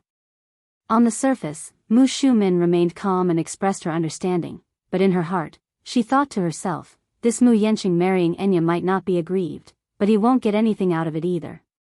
In her eyes, Song Enya was a withered flower that Mu Yaja did not want. Seeing that Mu Yaja could not get her, she turned around and wanted to get close to Yanqing.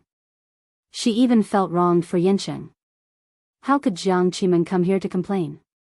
However, this thought remained in her heart. Mu Shumin smiled gently and said, Qimeng, what are you talking about? Speaking of which, I know that Enya has been wronged this time. If the child is gone, then so be it. Even if it's gone, there'll be plenty of time in the future after she marries into the family. She'll still have children. Chapter 2986. Now that the child is gone, is this marriage still valid? Of course, it's still valid. Mu Shumin exchanged pleasantries, but she was gnashing her teeth in anger. This Jiang Qimeng actually knew how to negotiate with her. This woman had it all planned out. Wasn't she just worried that Mu Yanqing would go back on his word and refuse to marry her after losing the child? Mu Shumin was furious, but she could not make things too awkward in public. Moreover, on the way here, Mu Linfeng called and asked her to calm the emotions of Jiang Qimeng and Song Enya. She did not understand why she always had to clean up such messes. When Jiang Qimeng heard Mu Shumin's words, the uneasiness in her heart dissipated slightly. She was worried that Mu Yanqing would have a reason to call off this marriage if Song Enya's child was gone. However, the news had already been released and the invitations had been sent out. If they were to announce halfway through that the marriage was not going to happen, wouldn't it be a huge embarrassment for the Song family? She did not know how to explain this matter to Song Jinghua. If he found out that the child was gone, wouldn't he blame her for not taking good care of his daughter? She would not be able to clear her name even if she jumped into the Yellow River. Mu Shumin sat in the ward for a while. After a while, she made a call and took the initiative to summon the hospital's director over, instructing him to take good care of Song Enya. This hospital was also one of the Mu Group's businesses, so the hospital naturally obeyed her instructions. After giving her instructions, Mu Shumin left the ward. Mu Yanqing and Meng Qingxue were still sitting at the door. Before she left, she glanced at Mu Yancheng and then at Meng Qingxue and said indifferently, I think you're out of your mind. You caused such a thing for a little b*tch. I'll give you time to weigh the pros and cons in your heart. Yancheng, the Mu Group doesn't need you. However, you're nothing without the Mu Group. You'd better cut ties with this little b*tch as soon as possible. With that, Mu Shumin left without looking back. Meng Qingxue felt that all of these words were extremely harsh to her ears. This Mu Shumin was really too arrogant. What right did she have to insult her like this? Meng Qingxue looked at Mu Yancheng aggrievedly, only to see him sitting there with a pale face. His eyes were dark and gloomy, as if he was contemplating something or hesitating about something. She couldn't help but feel uneasy. She opened her mouth to speak, but before she could do so, Mu Yancheng suddenly stood up with a livid expression and left in a hurry. Meng Qingxue couldn't care about anything else. She quickly stood up and chased after him. Yancheng! Yancheng! Mu Yancheng walked to the entrance of the hospital without a word. When he raised his head and saw the glaring sunlight, an inexplicable sense of humiliation rose in his heart. He suddenly clenched his fist and smashed it hard on the stone pillar at the entrance. His tightly clenched fist was instantly drenched in blood. Meng Qingxue chased after him. When she saw him repeatedly smashing his fist on the stone pillar, she rushed up in horror and hugged his arm. Yancheng, what are you doing? Mu Yancheng flung her hand away and walked to the side angrily with a sharp gaze. He hated himself for not fighting for it. When Mu Yazhou was still the CEO of the Mu Group, he was high and mighty and dazzling. Everyone was respectful and obedient to him without hesitation. What about him? Chapter 2987. On the surface, Mu Linfeng seemed to think highly of him, but in reality? He was just like a regent in ancient times. On the other hand, he was like a puppet emperor.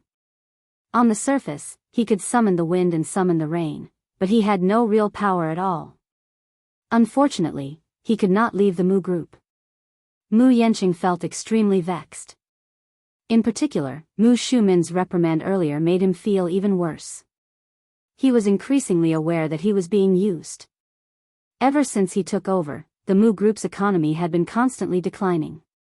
If it were not for the support of the Mu Group's biggest industry, the medical industry, they would have been burdened with tens of billions of debt long ago. Mu Linfeng was mentally and physically exhausted because of the financial group's affairs, but when he wanted to intervene in the Mu Group's affairs, Mu Linfeng did not let him. He could only sit in the luxurious office that symbolized the highest authority, but he was essentially reduced to a vassal. It was not that he was not resigned, but there was nothing he could do. Even he himself felt that he was too useless. He felt that he did not have any dignity to speak of. Especially in front of Meng Qingxue, Mu Shumin ridiculed and mocked him, which made him feel even worse. Meng Qingxue walked to his side. When she touched his hand, Mu Yancheng sensitively let go of her hand and turned his face away. She was shocked. Yancheng, what's wrong? Nothing. Just now. She mustered up her courage and said, Don't take what your aunt said to heart. He turned around and questioned her instead. How can I not take her words to heart? She meant that I'm a good-for-nothing and a puppet. If I don't obediently follow the family's arrangements, she's implying that I'll be expelled from the Mu family. After a pause, he laughed coldly. What does this mean? This means that I'll have nothing. Didn't I say that you won't have nothing? Meng Qingxue said anxiously, Don't you still have me? You?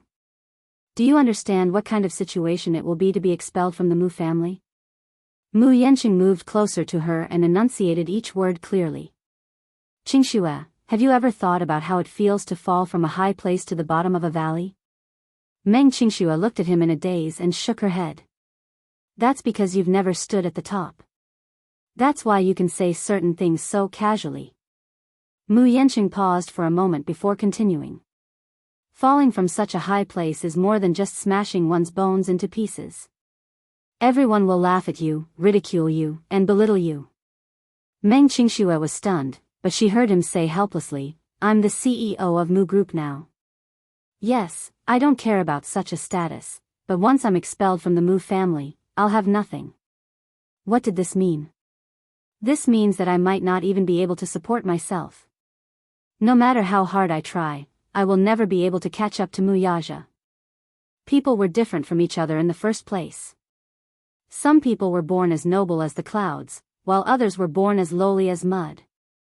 In the past, I was suppressed by him. Now, even if he has left the Mu family, he is still suppressing me.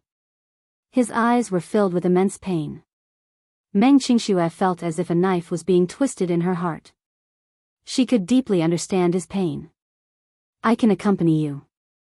No matter what, I'll be by your side. Let me think about it. Mu Yanqing said. Chapter 2988. I'm sorry, Qingxue. Let me be alone. With that, he walked away. Meng Qingxue stood there alone for a long time. After a while, a few bodyguards walked over and said to her, Miss Meng, President Mu wants us to send you back. The corners of her lips twitched violently, and then she smiled bitterly. Am I being sent to the cold palace? At the Gu residence. Chu Ho had been in a coma for 2 months. He had woken up a few times in the middle, but then he fell asleep again and never woke up again. Xiao Bao didn't know that his mother, whom he missed dearly, was locked up in the Gu residence to recuperate. Uncle Fu coaxed him that he had found his mother, but he was disobedient, so his mother didn't want to see him. When he became obedient, his mother would come and find him. Uncle Fu could be said to be very experienced. These words were tried and true for children. With this trick, Uncle Fu had Xiao Bao under his thumb. Xiao Bao promised repeatedly that he would be obedient and wait for Chu Ho to come and find him. Gu Jinglian had used some unknown method to register him and put him under the Gu household register. Xiao Bao had a new name because of this, Gu Qingze. Gu Jinglian had despised the name Xiao Bao more than once or twice. In order to come up with a name, Uncle Fu had gone through a lot of trouble. He had thought of hundreds of names that he disliked and sent them to Gu Jinglian for him to choose from. After picking and choosing, he finally chose this name. Gu Qingze. When Gu Jinglian told Xiao Bao this new name, Chu Xiao Bao was very unhappy at first. She felt that Gu Qingze's name was too lame and unpleasant to the ears. Xiao Bao sounded better. More importantly, Xiao Bao was already used to this name. His mother had always called him that. Hence, once the name was changed, Xiao Bao was more or less not used to it. In the end, the father and son argued and came to an agreement. They would keep Xiao Bao as his nickname and Gu Qingze as his real name. Then, after Xiao Bao had a new name, he went to kindergarten like other children of his age. Xiao Bao was a little surprised. This was because he used to be envious of children of his age who could go to kindergarten and play with a group of children. But he didn't have a household register and couldn't go to school, so he could only peek outside the school. In such a big playground, the children played a lot of games. Some of them lined up to play eagle and chicken. Some of them surrounded a round black and white ball and kicked it around. Their mother said that it was a soccer ball. He wanted to play, but there was no one to play with him. This time, he could go to kindergarten. Little Treasure was extremely excited. However, on the first day of kindergarten, Xiao Bao scared the little guys in the kindergarten. That morning, the teacher brought Xiao Bao to the podium, followed by 2 fully armed bodyguards. They were all in black suits and wore sunglasses. Their expressions were cold, and their eyes were icy cold. They really scared the children in the class. When he came back, Xiao Bao complained to Uncle Fu. Because of this, none of the children in the class were willing to play with him. That was because the 2 bodyguards that followed him around the clock were too terrifying. Xiao Bao felt extremely wronged and could only sit alone in his seat. Uncle Fu didn't know whether to laugh or cry when he heard that. He felt sorry and helpless. Chapter 2989. But there was nothing he could do about it. Over the years, the Gu family had made many enemies in the underworld. Their enemies were from both the underworld and the underworld. Furthermore, Xiao Bao was the only son of the old master. He might even be the future successor of the Gu family. He had to be more or less tolerant. Otherwise, If anything were to happen to little young master, Gu Jinglian would be heartbroken if he were to die just like that after finally having a child of his own. Although Gu Jinglian didn't seem to care about Xiao Bao on the surface, he was just a little arrogant and a little unreasonable. But what about deep down? The baby was very precious. Xiao Bao had been in the Gu family for so many days and could be said to be able to call the wind and summon the rain. He could get whatever he wanted. Uncle Fu was still worried. What if Xiao Bao was spoiled by old master this time? What should they do? However, Xiao Bao was still in awe of Gu Jinglian. This little guy was very mischievous and wasn't afraid of anything except Gu Jinglian. Perhaps it was because Gu Jinglian had never been nice to him and always had a very cold expression on his face. In Xiao Bao's words, he was like a ghost. When Uncle Fu heard this, he laughed out loud. Then, he relayed Xiao Bao's words to Gu Jinglian. The latter's face immediately darkened. You're saying that I'm like a ghost? Gu Jinglian clenched his fists tightly. His face was terrifyingly stern. Uncle Fu's shoulders shook because he was laughing secretly. He said, "This little guy is really smart. He actually dares to talk about old master like that. Don't let him be spoiled." Gu Jinglian said. Uncle Fu agreed on the surface, but in his heart, he thought, when it comes to spoiling, old master, you're the one who spoils the most. Gu Jinglian asked again, "Is that woman awake yet?" Upon hearing this, Uncle Fu naturally knew who Gu Jinglian was referring to. Hence, he said, "She hasn't woken up yet." The doctor said that his vitality was greatly damaged, and the damage to his body was too severe. He needs a long time to recuperate. She has been in a coma for more than 2 months. Don't tell me he'll never wake up. Uncle Fu was silent for a long time. Suddenly, he said, "The doctor said that she had 4 gunshot wounds, 3 knife wounds, and a perforated lung. 2 of these injuries were critical, and her body was severely damaged." Suddenly, he said carefully, "One of them was because of you." Gu Jinglian suddenly recalled that there was once an assassination attempt on him. Chu Ho had taken a bullet for him. Although it did not hurt his vitals, the wound had contracted pneumonia and he had almost died. He remembered that time. "Take me to her." Uncle Fu nodded. Gu Jinglian followed Uncle Fu into the room where Chu Ho was recuperating. Because she had not woken up for a long time, they had already changed rooms twice. However, the maids saw that she was well taken care of. Even though she had not woken up, her clothes were clean, and even her nails were neatly trimmed. Chu Ho lay quietly on the bed. There was no sign of life on her sickly pale face. If it were not for her heartbeat, no one would think that she was alive. After 2 months of recuperation and relying only on the nutrient solution to maintain her vital signs, she had obviously lost a lot of weight. She was so thin that her wrists were so thin that they could be held easily. Her oval-shaped face, which was originally the size of a palm, had become even thinner. With her black hair as a backdrop, her face looked even paler. Gu Jinglian walked to the bedside and stopped. He looked at her silently and frowned slightly. "Why are you so thin?" Chapter 2990. Uncle Fu explained, "Old master, she hasn't eaten for more than 2 months. She has been relying on the nutrient solution to sustain herself." Gu Jinglian's expression changed slightly. "I know." Suddenly, he asked seriously, "Will she wake up?" "Of course she will." "Oh," Gu Jinglian replied and smirked. "I thought she was in a vegetative state." Uncle Fu broke out in a cold sweat. He had thought that Gu Jinglian had said that he wanted to see her because he was concerned about her. Who would have thought that this cold and heartless old master was here to see if she was dead? He didn't know whether to laugh or cry at this. As he thought of this, Uncle Fu asked carefully, "If she wakes up, what does old master plan to do with her?" If she wasn't Qingza's biological mother, she wouldn't have survived until now. Gu Jinglian paused. When he thought of Gu Qingza, his expression changed. In fact, if Chu Ho wasn't Xiao Bao's mother, if he didn't have scruples about killing this woman, Chu Xiao Bao would definitely be heartbroken.